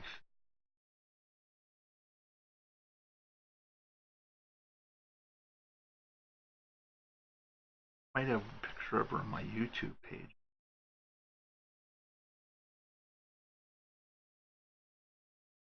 I'm slowly getting these changed over to quick draw, so you go through them real fast. Like, I want to just see technique, how it's done. So you can see it's getting brighter by the minute. For example, samos armor and pretty curvy and still footed. Fooled line. Yeah, that's what I mean. It fooled me. Mind you, back in the day, it didn't fool me now, but it did fool me. It did. I didn't have a clue. But I don't know, like that one I just showed you now. Uh, yeah, I don't know. She's pretty curvy. Whatever you like, it doesn't matter. Like I like them all. Just don't say Cuphead, okay? I've made up my mind that Cuphead is not getting done. Just too simplistic. He's not a challenge. That's what I'm talking about. Too easy. I like something that really challenges. I got to figure it all out, you know? Yeah, exactly. Yeah.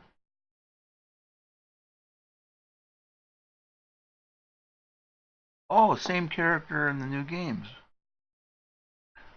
There are always new. Oh, really? So there's new. Could somebody whisper me a link over to like one of the new games so I can look at the? Because when I look at it, they've been around for so long that I get mixed up. Like which one is which? Is it the new one? Is it the old one? And somebody could just fire me over a link, really, to the new Tomb Raider book. I'll definitely look at it because I always liked the games. Lara Croft.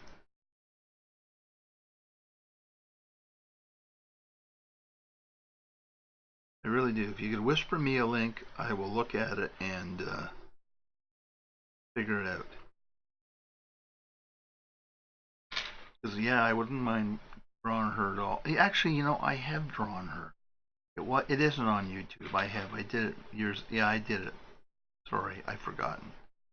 I did it for a collector who wanted all things Tomb Raider. Wanted Lara Croft. I said no problem. I did her with two guns out. I did her in watercolor. I'd rather do her in color pen.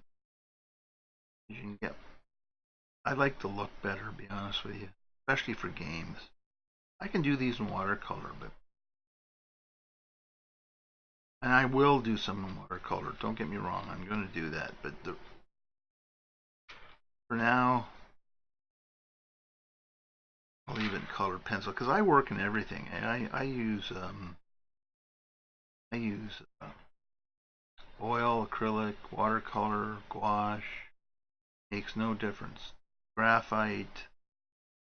Um, what else do I use? I don't use pastel anymore, which really broke my heart because it killed my portrait business for a while. Because I had a thriving portrait business, like thriving. It was great.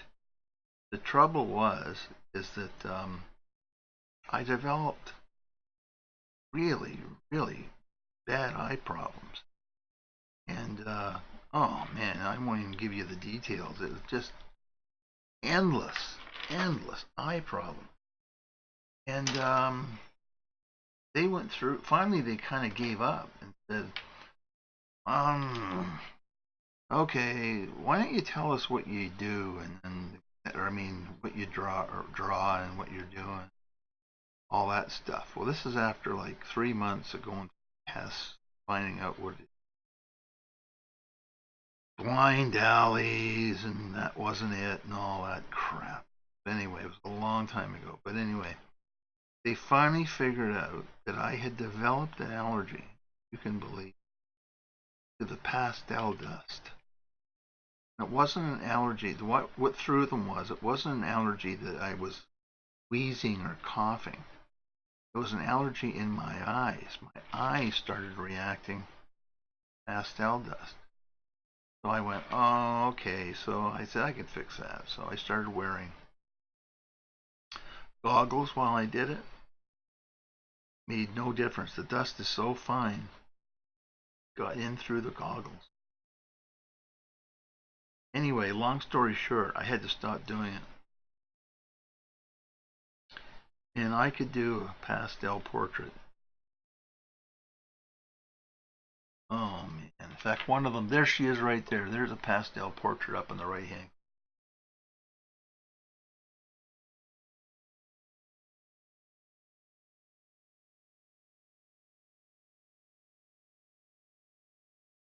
The newest game isn't over the top.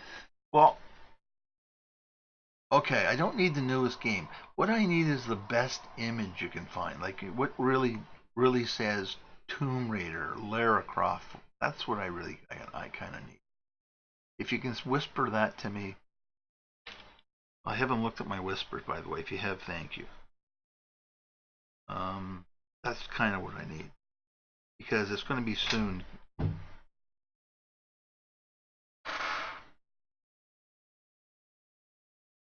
It's going to be soon because this picture isn't going to be that much longer. I've been doing them extra long this 3 hour drawing.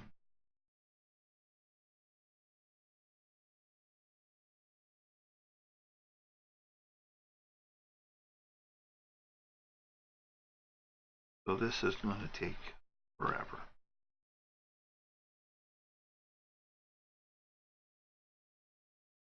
I'll be spending one night on the face. I know that for sure. But the rest of it, no.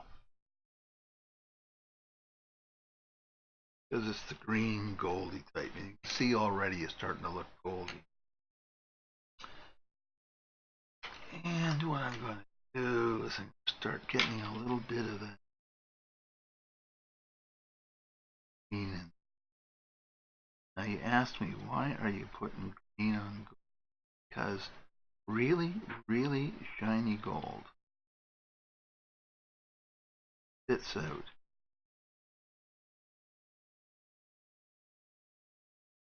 green. Green hue.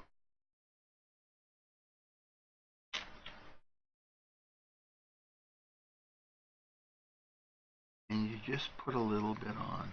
Again, this is lots of strokes, very little on.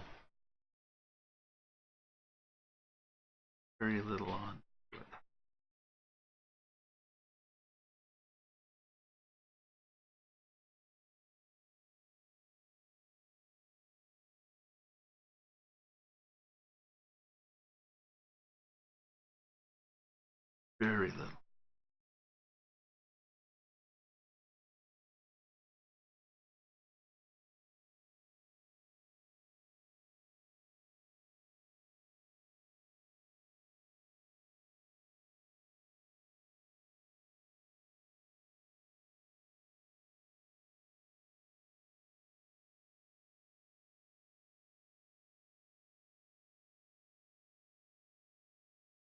There we go. Now I want to build up the yellows. So I've got that light green. Now I want to get a green. Now this yellow chartreuse. I want a layer of that on.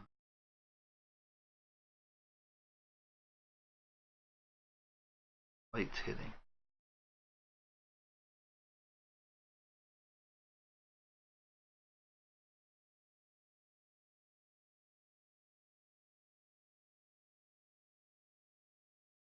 Go. Well, if you're a young kid, your idea of Lara is not the same who played the original. I would, yeah.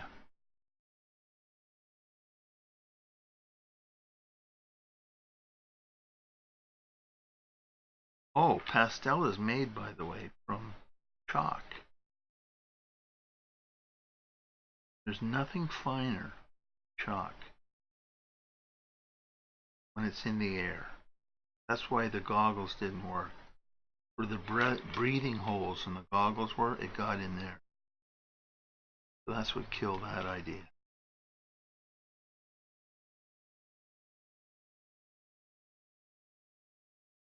It literally just killed my.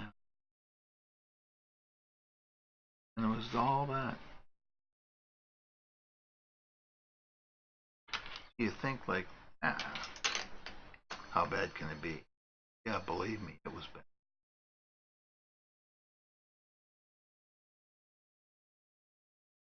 It was so bad. How bad was it? It was so bad that I literally had to stop drawing for like 3 months. My eyes healed. Can you imagine not drawing for 3 months? Killed me. Literally, it killed me.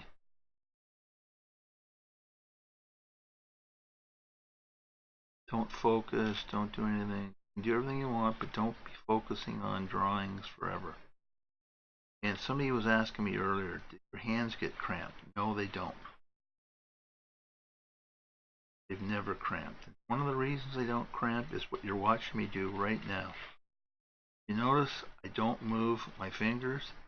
I don't even hardly really move my hand. I move my arm. Big, big muscles in your arm. They don't get worn out. But if you use your fingers, muscles in your gut problems sooner or later. And I know tons of pencil crayon artists who have carpal tunnel syndrome and all that stuff. So I knew about it. So years ago when I started teaching it, I had to think of a way to do it that it wouldn't injure the people who were doing it. They'd say, "Yeah, thanks for the art lessons, but now I got carpal tunnel." That's the problem. I didn't want that to happen. So, what do you do? Well, what I did is I developed this method of using colored pencil. That method is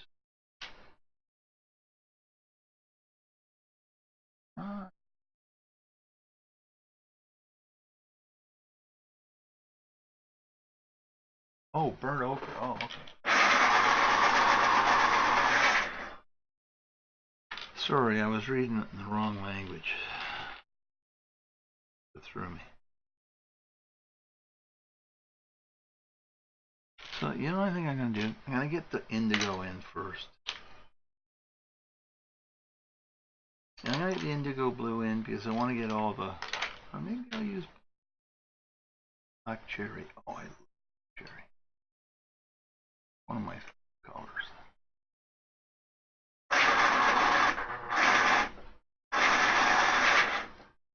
I suppose you can hear my pencil sharpener go. There's nothing I can do. Gotta have a sharp pen. I'm just going to get the shadows in here first, so I know what to play against.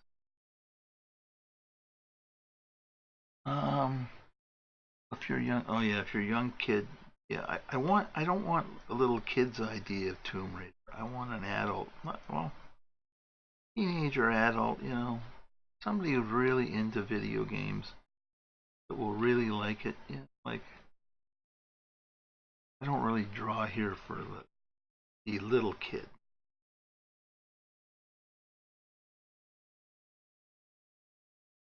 I draw for people who love the video game and love to see their character. That's what I like.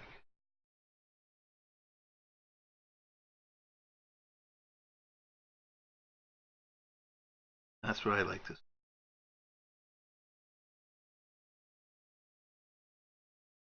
That's why when I found that Loki figure, I couldn't wait to draw him. Just couldn't wait.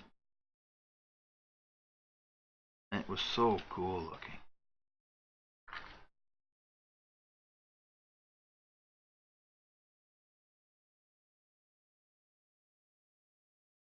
A lot of people thought so too. Got some really goes down here.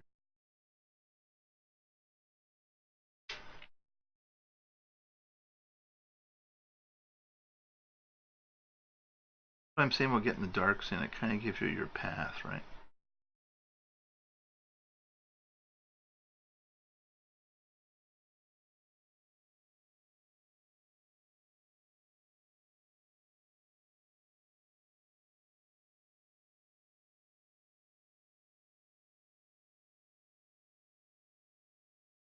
Kind of gives you your path.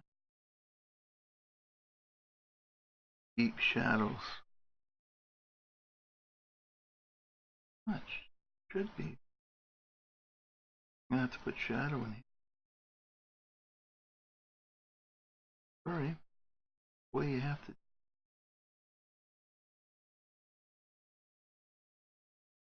Not debatable.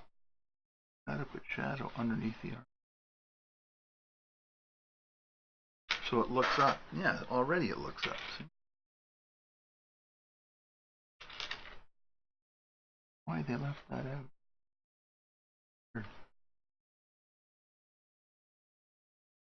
Not that it matters.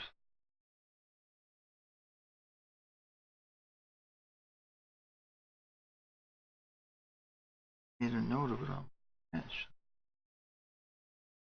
Yeah. Left it. No problem. No problem. You still play games? Yeah, well, I'll tell you what. right behind me, not behind me, even room next behind me here, I've got an Xbox 360. And once in a while I'll play the game. I do play it. I admit it. Yes, I do. When I have time. And so the question is, therefore, well, when do you have time? I don't have a lot of time. Drawing like every day. But if I run into a period where I don't have time, yeah, I like them. Must have. And I still buy games. Like I've got like, I don't play games online. I don't do that. But I play, like I buy the game and play it.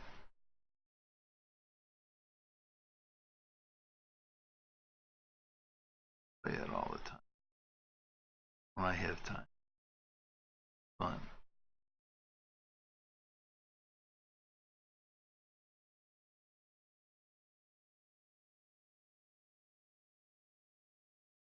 Played a lot more years ago. I do.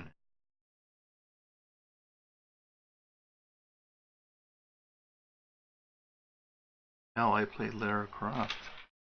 I did. I played it. I know Lara Croft. I sure do.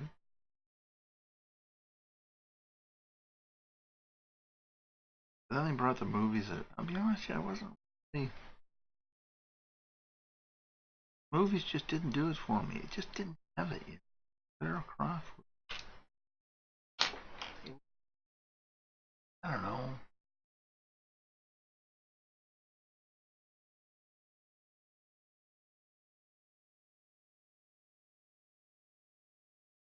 So yeah, I have it all. Don't get me wrong, I have it all. I have it. I just, and the minute I get the spare minute to play. Just for a while now, there hasn't been a spare minute. But it stares at, looking at me. Blame me. And I got tons of games. I got tons. I got Call of Duty. Oh, endless, endless. Because when they come out, I go, oh, what a great game. Buy one. And it sits there.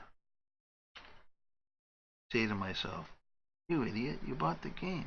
Why aren't you playing it? Well, let me ask you this.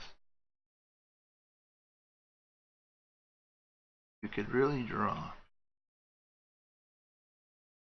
and you're making your living at it, which I do. Make my living drawing.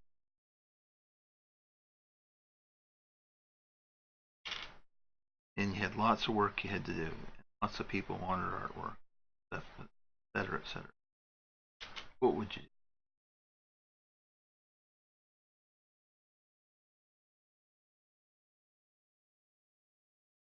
do? In December, early December, when Twitch came to my attention through my friend who's the wizard, I went, man, that looks like fun. It's right up your alley, man. I went, yeah, is it ever? And I started doing this. And I like it so much. I do it like almost every day.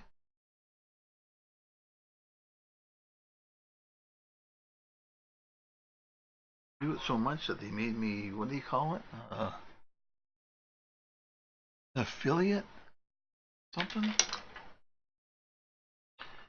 Anyway, it means that I can get bits or bits. Oh, one thing I will tell you.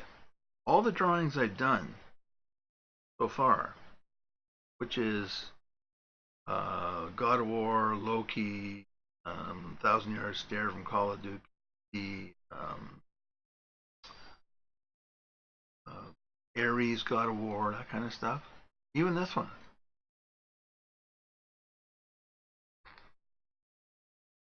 I'm gonna literally, the highest bidder is going to get the drawing. The original drawing signed. I'm not kidding. What's happening? And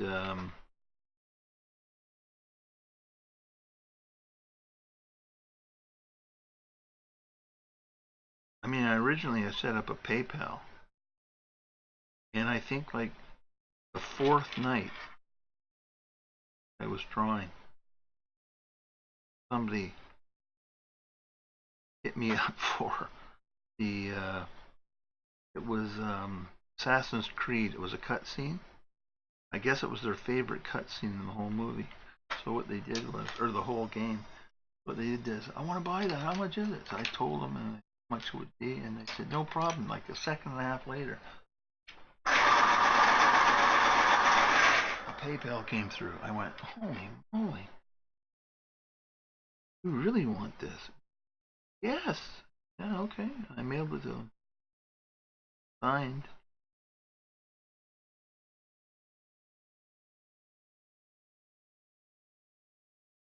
Then they sent me a JPEG of it all framed up and all that stuff in a room, and man, they loved that. It was the picture of the guy with the Egyptian headdress on, and all that stuff. Really liked that scene. They were a real fan of Assassin's Creed. Andy keeps sending me whispers like, "Are you gonna do more Assassin's Creed?" Yeah. Need time to do some other stuff. I'm gonna. All of them are gonna go to the fans.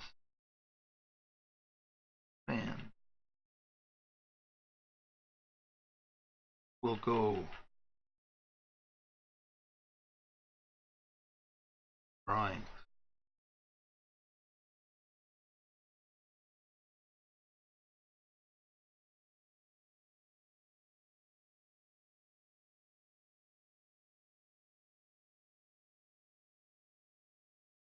Right now.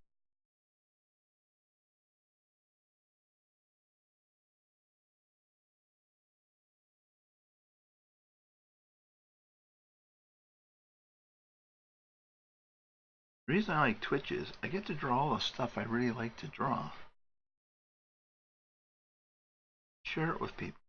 That's really cool. It really is. I love drawing this.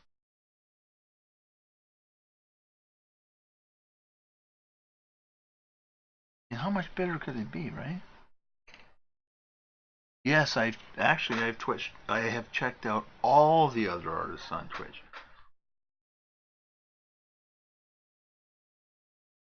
and I think I think I've gone to every single one of them. Said hello, and the ones that were doing stuff I really liked, I followed, and yeah, I did. Um, some really talented people on this channel, or on this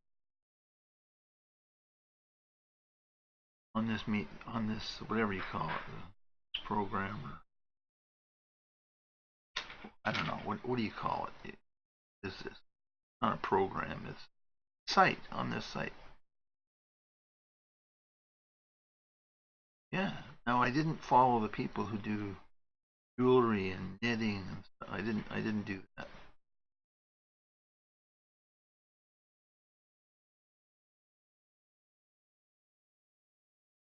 Didn't do that.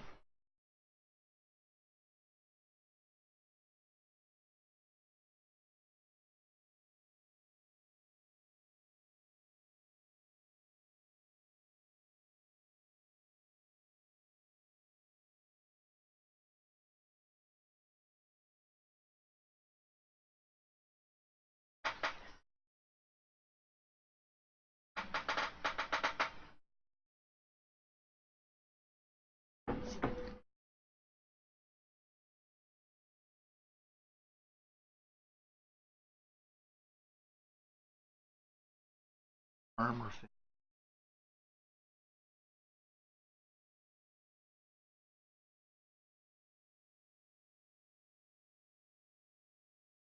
There is some.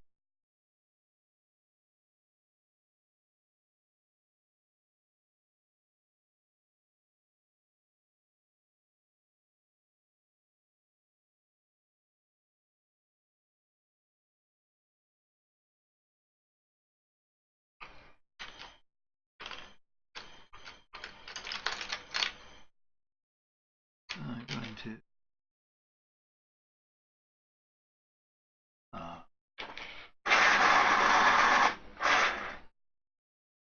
burnt ochre in here.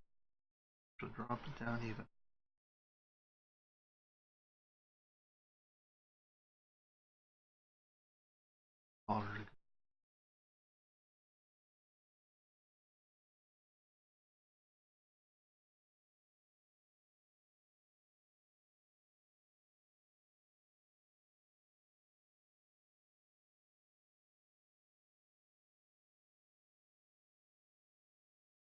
So what was the question? Do you check out other art? Oh yeah, yeah.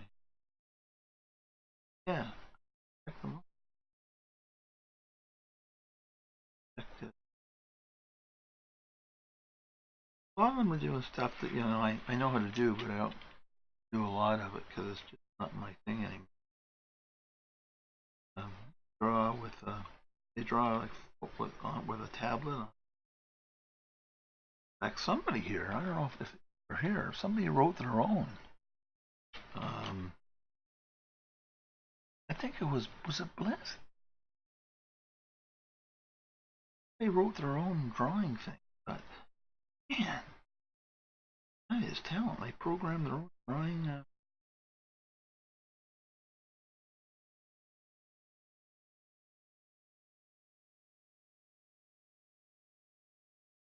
Yeah, I've had Photoshop for a long time, and I was early grabber of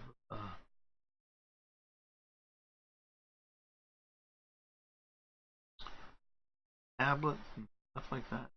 I'll be honest with you, I don't know what it is. It's just no, I'm saying this is just me. Don't think it's anything else. Saying anything else. It's just me, but for some reason I prefer just to do it the old-fashioned. Maybe because that's the way I was trained. Maybe in a sense, it almost feels like I'm cheating or something. I don't know what it is. It's just, I know it sounds weird, but it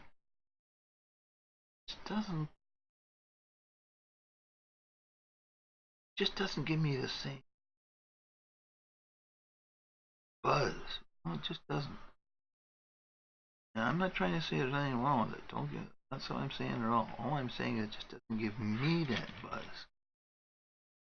And I still do it once in a while. Mostly I like just like to sit down and draw it. You know what I mean? Like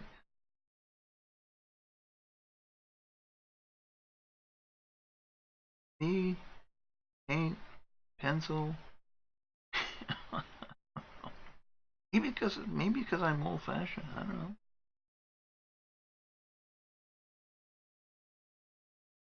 And really, I mean, not as if I don't know how to do it.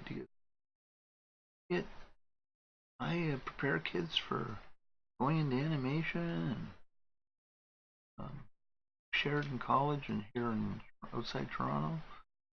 And Disney, that's where they pick up their artists. It's one of their sources at Sheridan College. They pay for the. They actually pay the university for their animation program. So I mean, it's good. And I prepare kids for that program so they get in. So it's not a question of that. It just doesn't give me buzz. And I know that sounds really dumb. It just doesn't though. I don't know what it is. I don't know. But when I finish drawing for the day, say.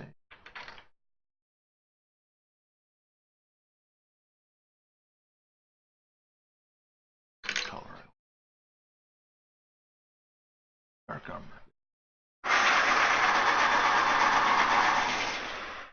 I just don't get that buzz. Just don't. Weird, eh?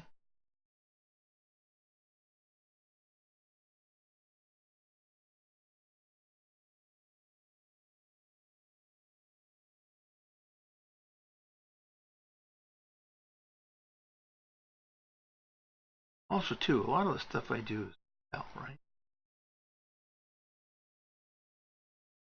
You know, in regular art, you really, and probably the biggest portion of my interest for art is portraits. And you can't do that in a tablet. You just can't. Well, I mean, you can, but you can't sell them the picture. Like, you don't want to buy it and put it in a frame or whatever. And I just don't get that.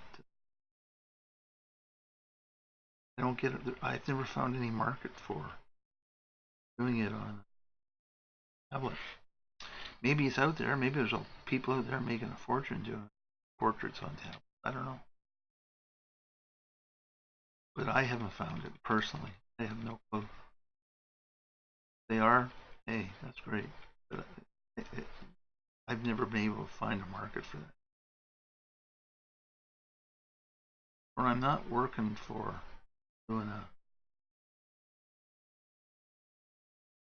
The other thing about a tablet I find too, this is, again, don't get me wrong, please, this is just me, that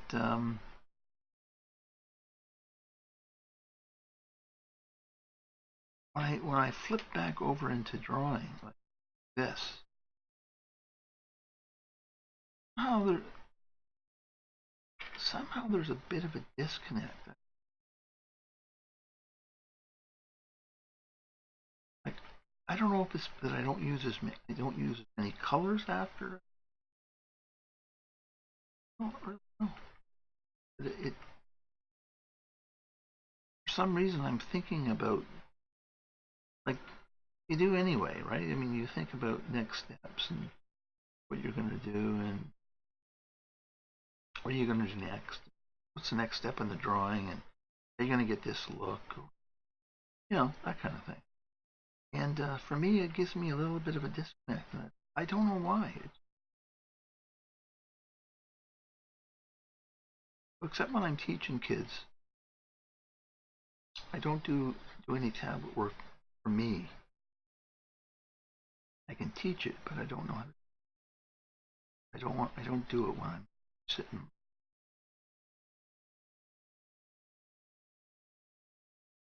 That sound weird? I hope not. You think when I bought a tablet, picked it up and put it down a lot of times before I got used to it. Yeah, Blue. Same thing. I got one. Oh man, I got one when they were. You remember how expensive tablets were when they first came out? I got one then, and now you can probably get them for $29. But back then, I taught myself, and now they've got stylus and all this stuff that would have made it so much easier learning how to use it. Yeah, I've got that I've got the new tablets, but just that. No, it's just somehow that disconnect. I notice after I started noticing after I finished doing the tablet, I would sit down with my 100 and whatever 50, 60, 70 colors. I was doing a prismacolor, and kind of screwed me up somehow. And I kept thinking like, well, what the hell is this? What's so different about this?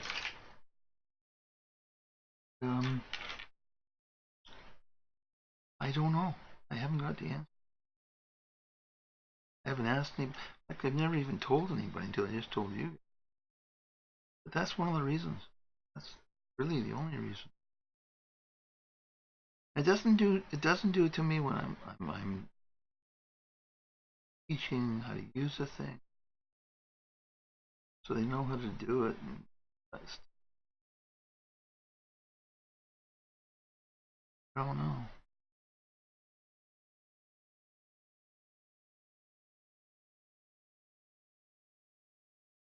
But then Sheridan also changed the way when they first came out, like when Disney first came in all those years ago. And, oh, we need these people. We need them right away. Whatever you're doing, keep doing it because we'll hire them right out of school. Which they still do. I mean, they do. I mean, there's no question. That's why they gave the school all that money. Well, some of my students, actually two of them, they were a whiz. A whiz. They took to it like a duck to water. They spent all their time on it. Really, it was amazing. I figured, oh, that's great. And then my job, I taught them. And now it's just practice, practice, practice. Right?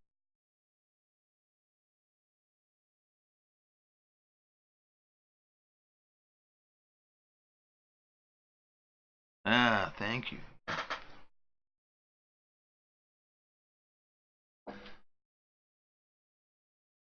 Anyway, what happened was the weirdest thing.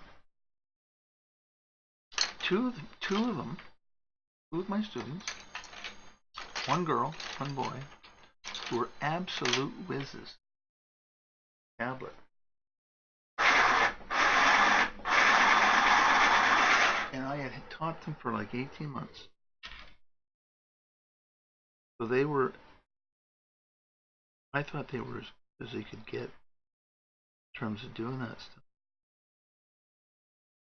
Well, they come back to me and they come back in tears. I said, what's up?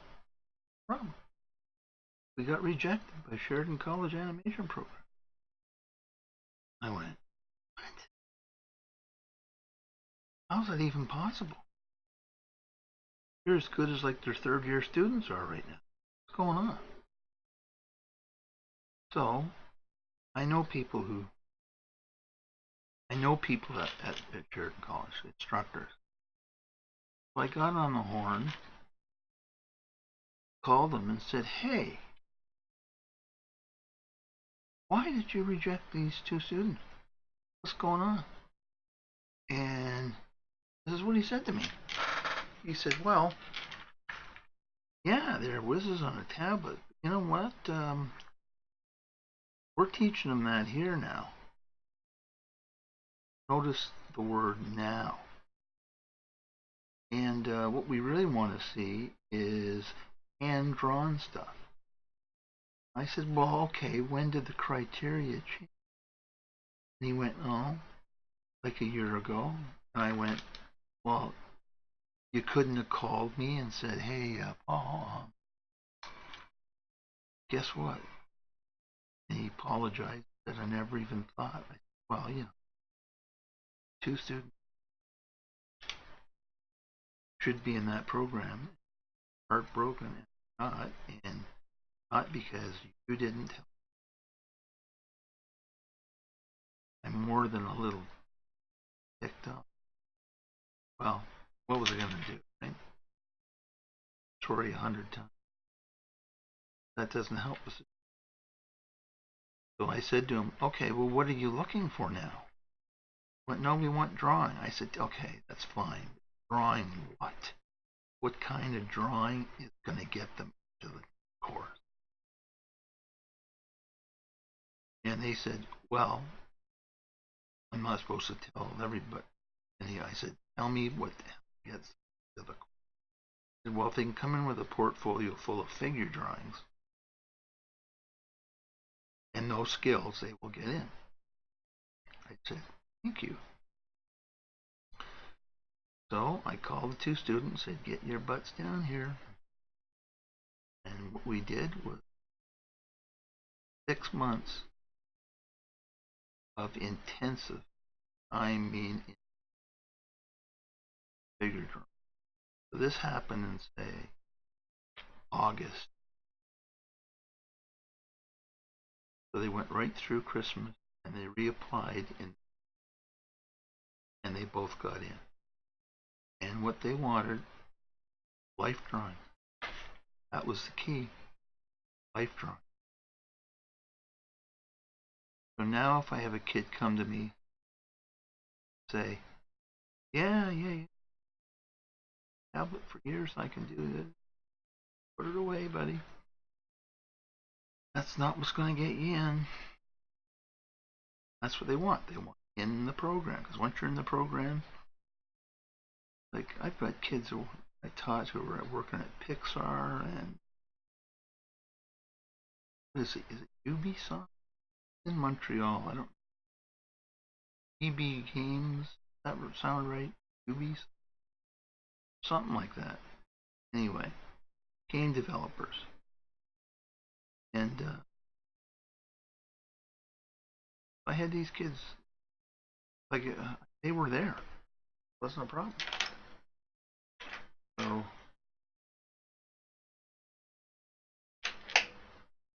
don't worry about a thing. Don't worry about a thing. You're gonna get in, and this will get fixed. Don't worry. And that's exactly what I did. Absolutely inundated them with figure drawing. Made me laugh. One of them's mother. These kids were like, I don't know, 18. Came to me and said, I don't know if I like good drawing.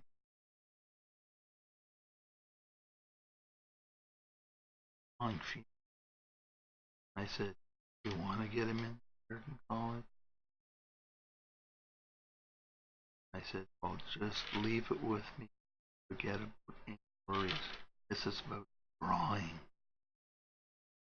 Drawing. Nude models, drawing figures of human form.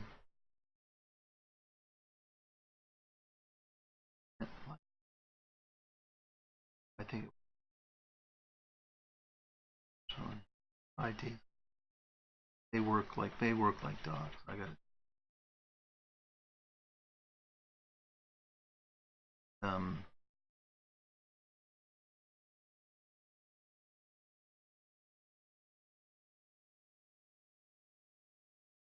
one's over in Japan, working for one of those big game companies. I don't know what it calls. I don't know what it is. But one's in Japan. Other one worked for that company. Mind you, they had to move to Montreal. But that was okay. Had a good paying. Do it every day. They go to work, laugh at exactly what they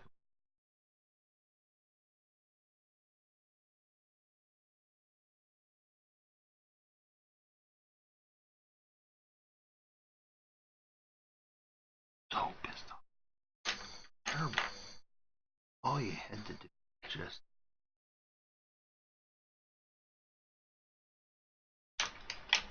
anyway.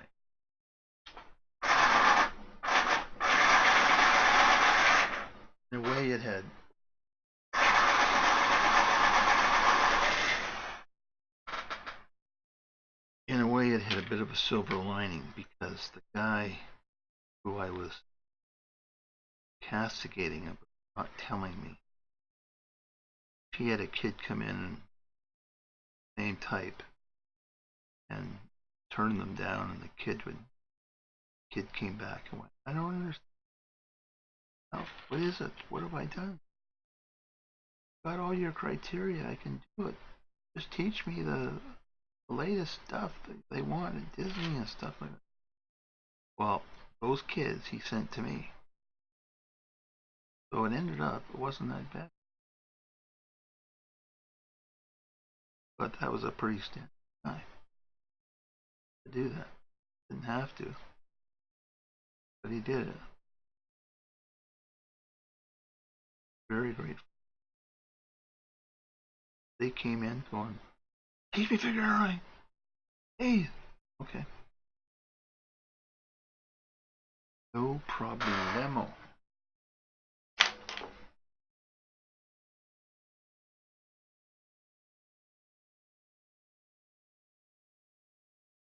My voice is cutting out again? Really?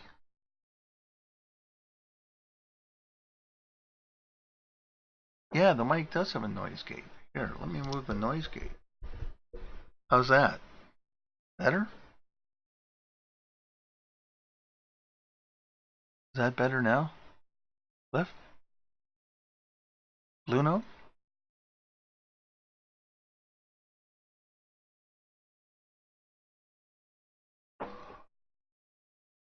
I hope so.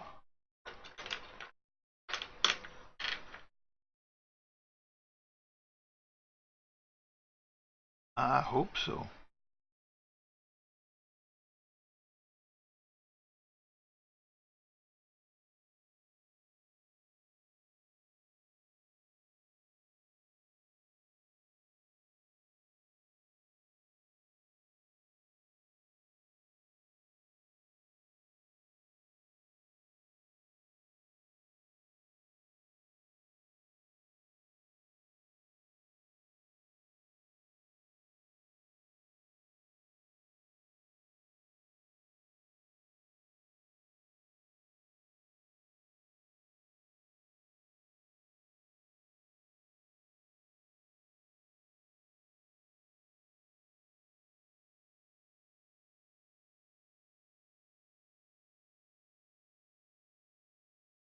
Oh, it's looking gold. Gold. It's gold. Dar Hill.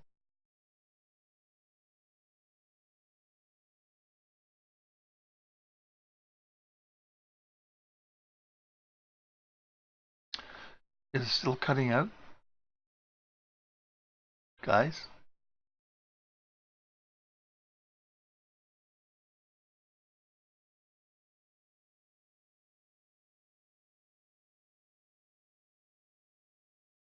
Ah, it's the filter. Okay, well I moved the filter off of it. If you can hear better, then that's what was doing it.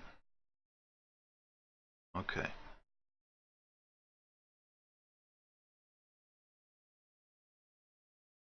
If I sound good now, I'm talking right into the mic.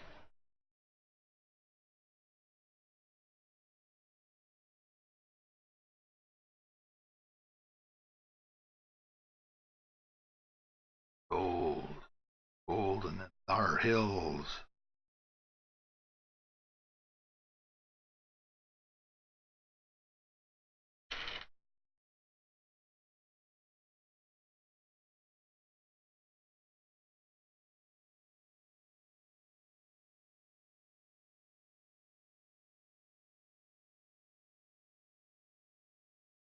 I have a friend who used to be in Belize. He went back to BC. Oh, he had emailed, so I said, "Oh, how you doing? What are you doing?" He goes, "Oh, I'm panning for gold." And I said, "No, I mean, what are you really doing?"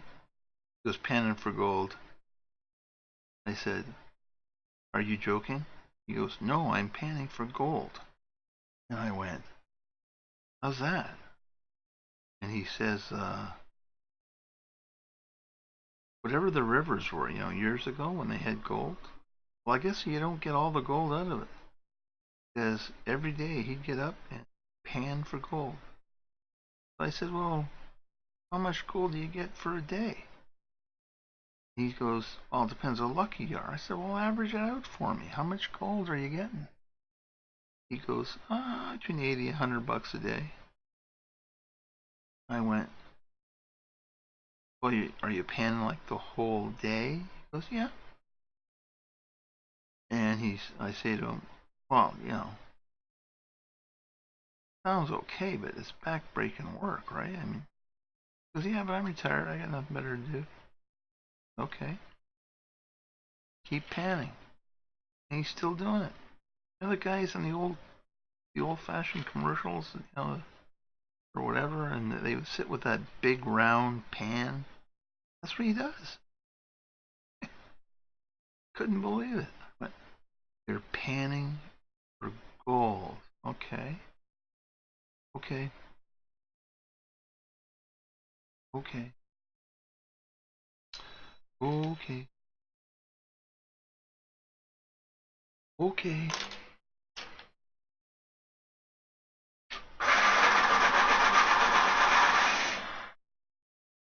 I said, well, what's the downside?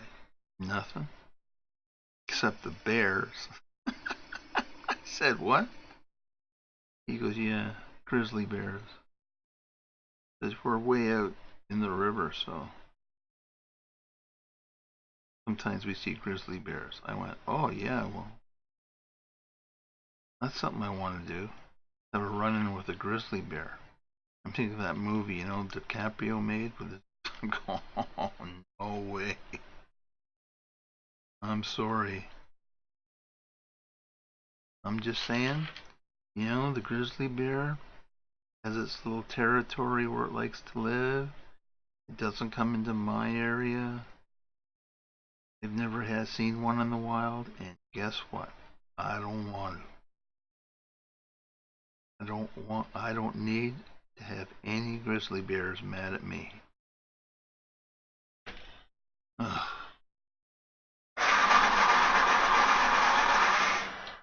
I promised tonight I wouldn't say anything about the breakage on prismacolor.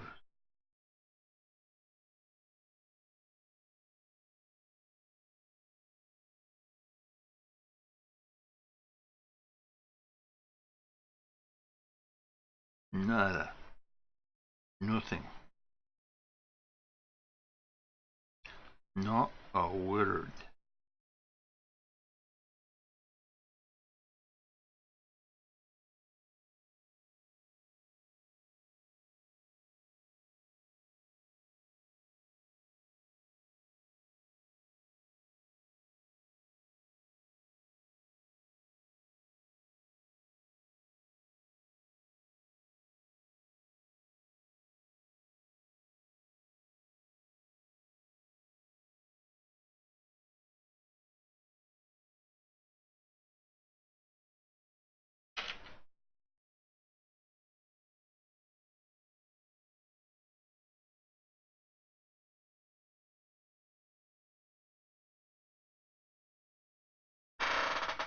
Well, guys, if that doesn't look like rich gold, please tell me.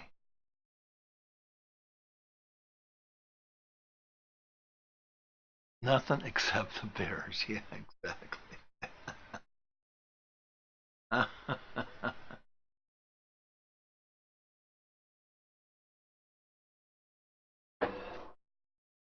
So does it look like gold? I hope so. I really do.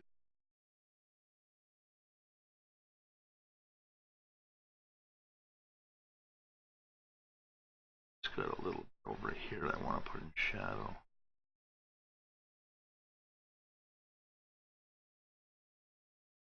Side comes down, so I'll put a little bit of green in.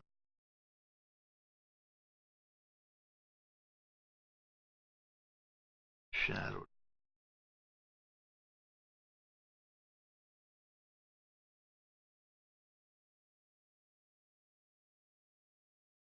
A little.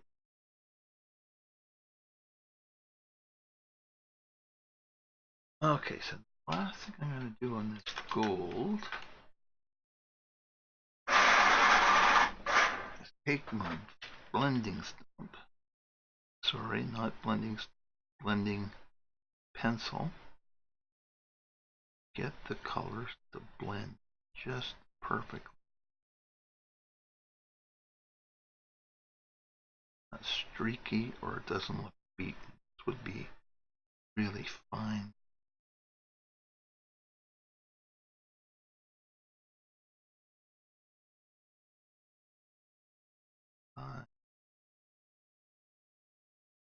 Let me see.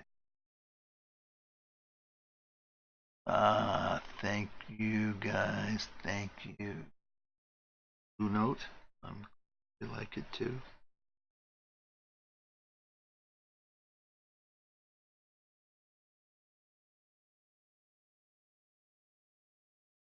What did you think of the ones I put up? That the girl in the black suit. You know which one I'm talking about? What do you think of this one? Take a look at it. What do you think? You look good?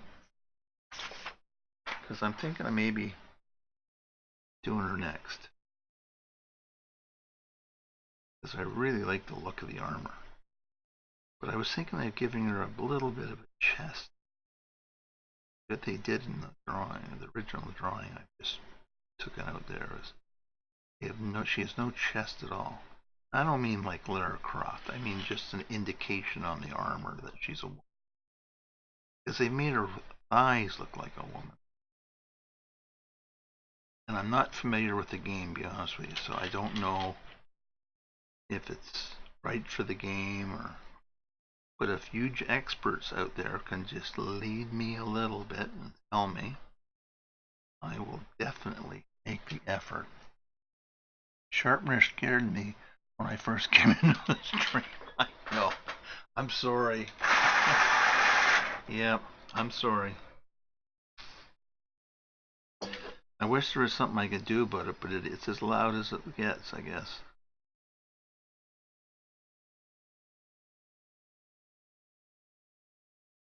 And it doesn't break the pencils. That's the most important part. No pencil breaking.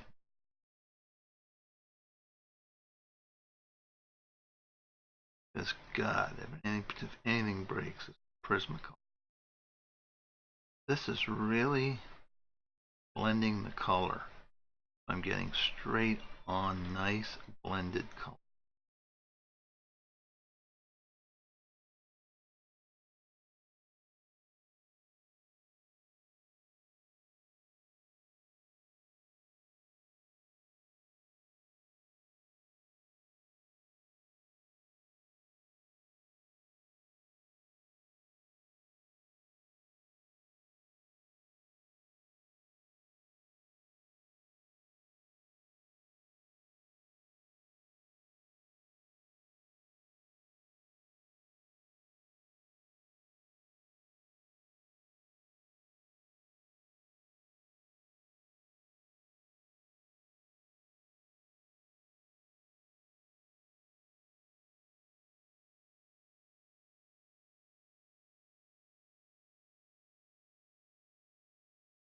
Does anybody recognize that girl? What game it is? So I can even. I just saw the image and I just grabbed it, and stupid, I didn't mark down what game it was, or dumb. You know, I'm surfing for images, right? So I'm in games and looking. Sometimes I got 6 tabs open. God, I closed the wrong one. Then try to find it. Right, just try to find the blasted thing. I looked and I looked and looked and I still can't find what game she was.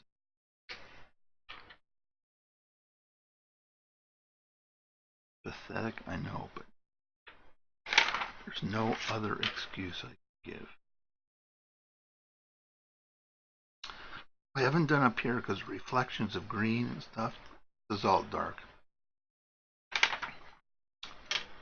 But again, I get reflections of red, so I can go in here and do a little bit of the dark. But I'm going as far as I'm going until I get reflections worked out. It reflects red, it reflects green, it reflects more red. That's why I've left that for now. If I can get that. But tomorrow night, the conclusion. Tomorrow I'm going out and I'm getting the game. You know what? The more I done it, the more I remember how much I liked it. I go play some. Why not? As soon as I have time, I should But I'll get the game, and at least then it'll call me. Come play me. Come play me.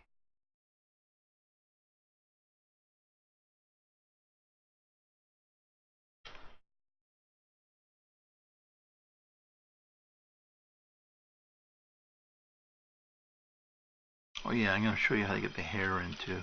That'll be cool.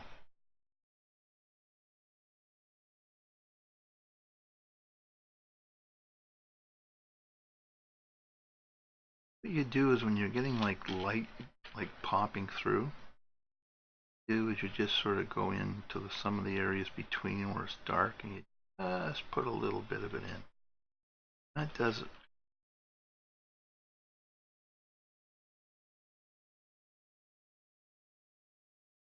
Especially if you're using like indigo.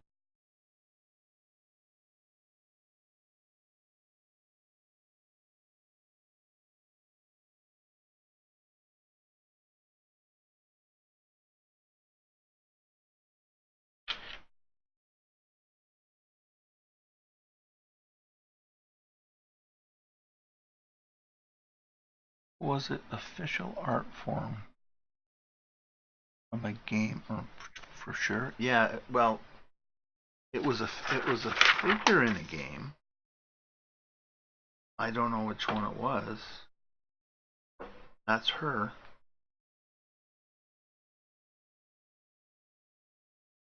And I know it's a woman because I did the measurements. These, the thighs.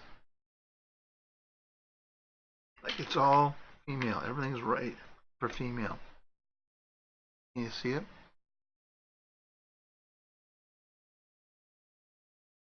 Was it official art from a game? I don't even know. I just looked at it and I grabbed it and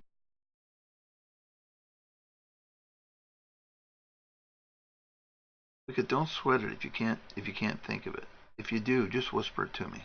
But I'm saying I don't know. I really don't.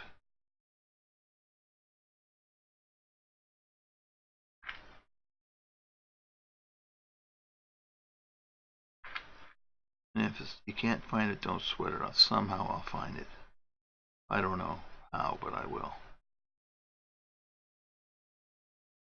Maybe I'll post it and say, what game is it? Please tell me. I'm trying to find out what game this is. I like to say what game it is.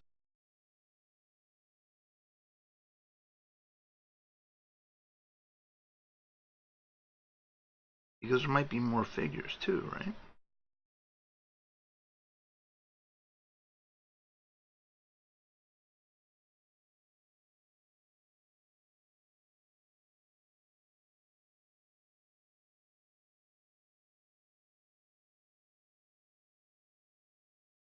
Well, if that don't look like shiny armor, I don't know what does.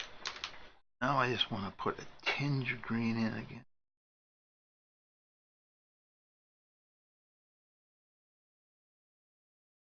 I'm saying green, but really it's very, very, just gives the gold a little bit of,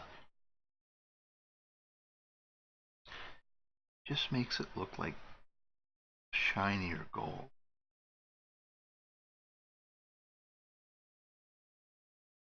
Gives you that little extra. In fact, you can just see it happening. Right, it's giving it that little bit of something. Something.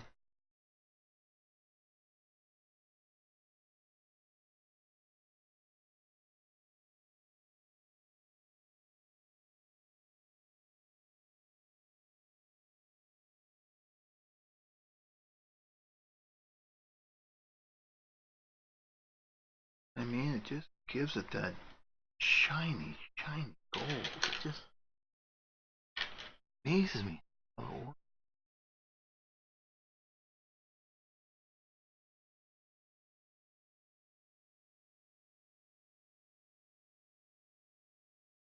I get that. This is before I even put the actual highlights in with the acrylic paint. And remember, if you do this, you don't have to do the acrylic paint trick. It just gives it a little bit extra. I mean, if it was pure colored pencil competition you were in and whatever, you don't have to do that. You can leave it just as it is. Just that I like to really high key it. Oh man, it's glowing. It's glowing.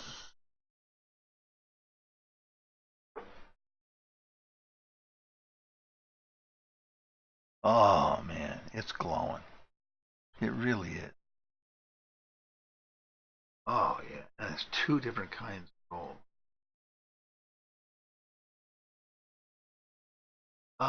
No, I was going through how did I manage it? I was going through looking and I found Samos. Shortly after I found Samos, I found her. So I'm thinking maybe it was women or females in games or something. Maybe.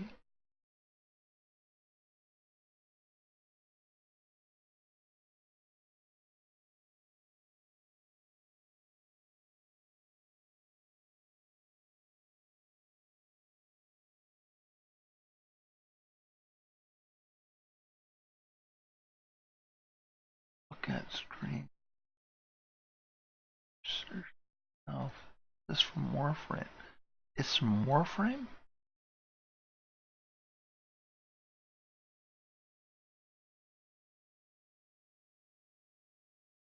Games are sure of lights. Yeah, I'm going to be doing acrylic highlights. For sure. No question. Sorry I missed a couple of these. It's from Warframe? Oh, good job, Blue.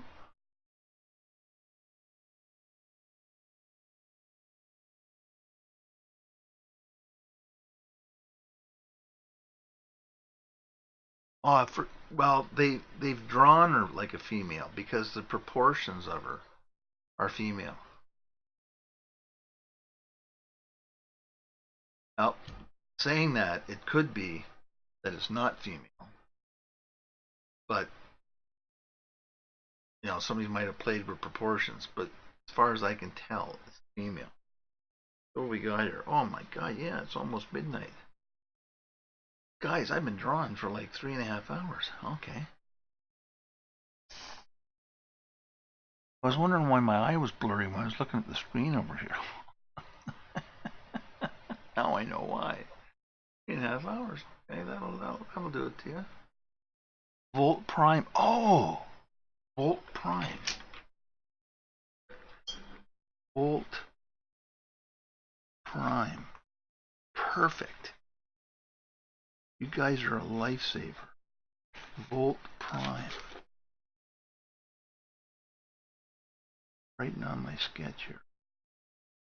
Past that part. Volt Prime. Thank you.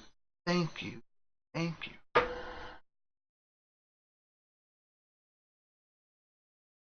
Volt Prime. Hmm.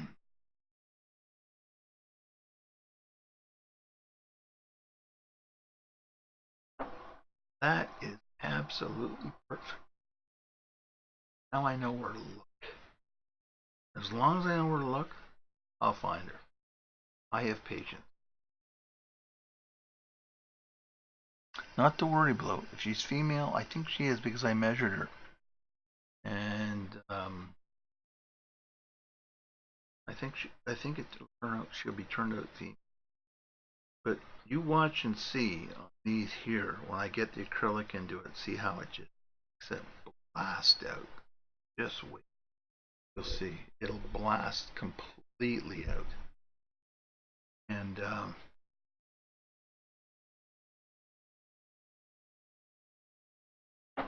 I hate to say it, all you guys, kids, but I gotta go to. I gotta. Makes difference. People are gender bending here. Yeah, I know they are, Blue. But if you look at her thighs, that's more than gender bending. And into the waist, like a 30-inch waist for the thighs. I mean, if you look at it, in terms of doing proportions. Half, she's from here to here out, from the outer edge of her thigh. That'll happen with a woman, but if it happens with a man, they'll put usually they put the armor on the muscle in the thigh, and then the side of the thigh, then the knee. I'm almost sure it's a woman because they've gone like from the hip down to the knee, all one piece of armor. But again, I'm gonna check out the Volt Prime. If it isn't a woman, it's still a great picture to. Still a great picture.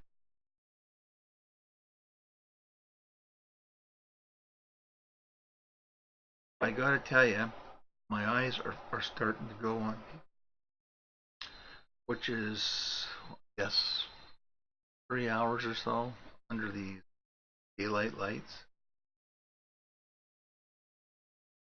Seeing a little blurry. I'm looking. Bliff, thanks. And listen, I looked at your drawing. That was really good stuff. And everybody else, Blue, Leanna, everybody, thank you very much.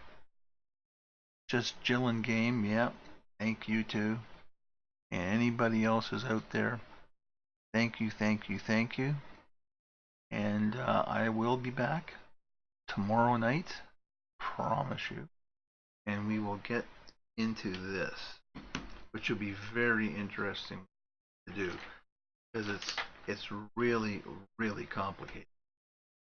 And I mean, it's not complicated. I'm going to show you exactly how to draw it. Not the problem. But I mean, it's the use of the color is going to be just critical in it. So I'm going to be explaining a lot as I go. And I left the Gallic Wars where I got sidetracked because remember, I answered that, tell some history, and get some questions. Answer any questions. You guys have a great night, and I will see you tonight. And I'll be starting at 7, stopping around 10, but it's 7 o'clock. And I'm going to say good night now. My eyes adjust, and who's asking me, by the way? Does my hand get tired? I explained that. I use my whole arm. If you can remind me to explain how I do that tomorrow night as well, I'll let you know so your hand doesn't get tired and you don't get that carpal tunnel problem people seem to get and all that neat stuff. Anyway, it's been fun. Got a panic. I'm loving the gold the way it is. 2 different colors of gold. And we will finish her off. We'll do the face. And then we will move on to the next piece. Anyway, Volt Prime. Thank you again for that. And I'm going to say goodnight. Have a good Tuesday. Thinking about you.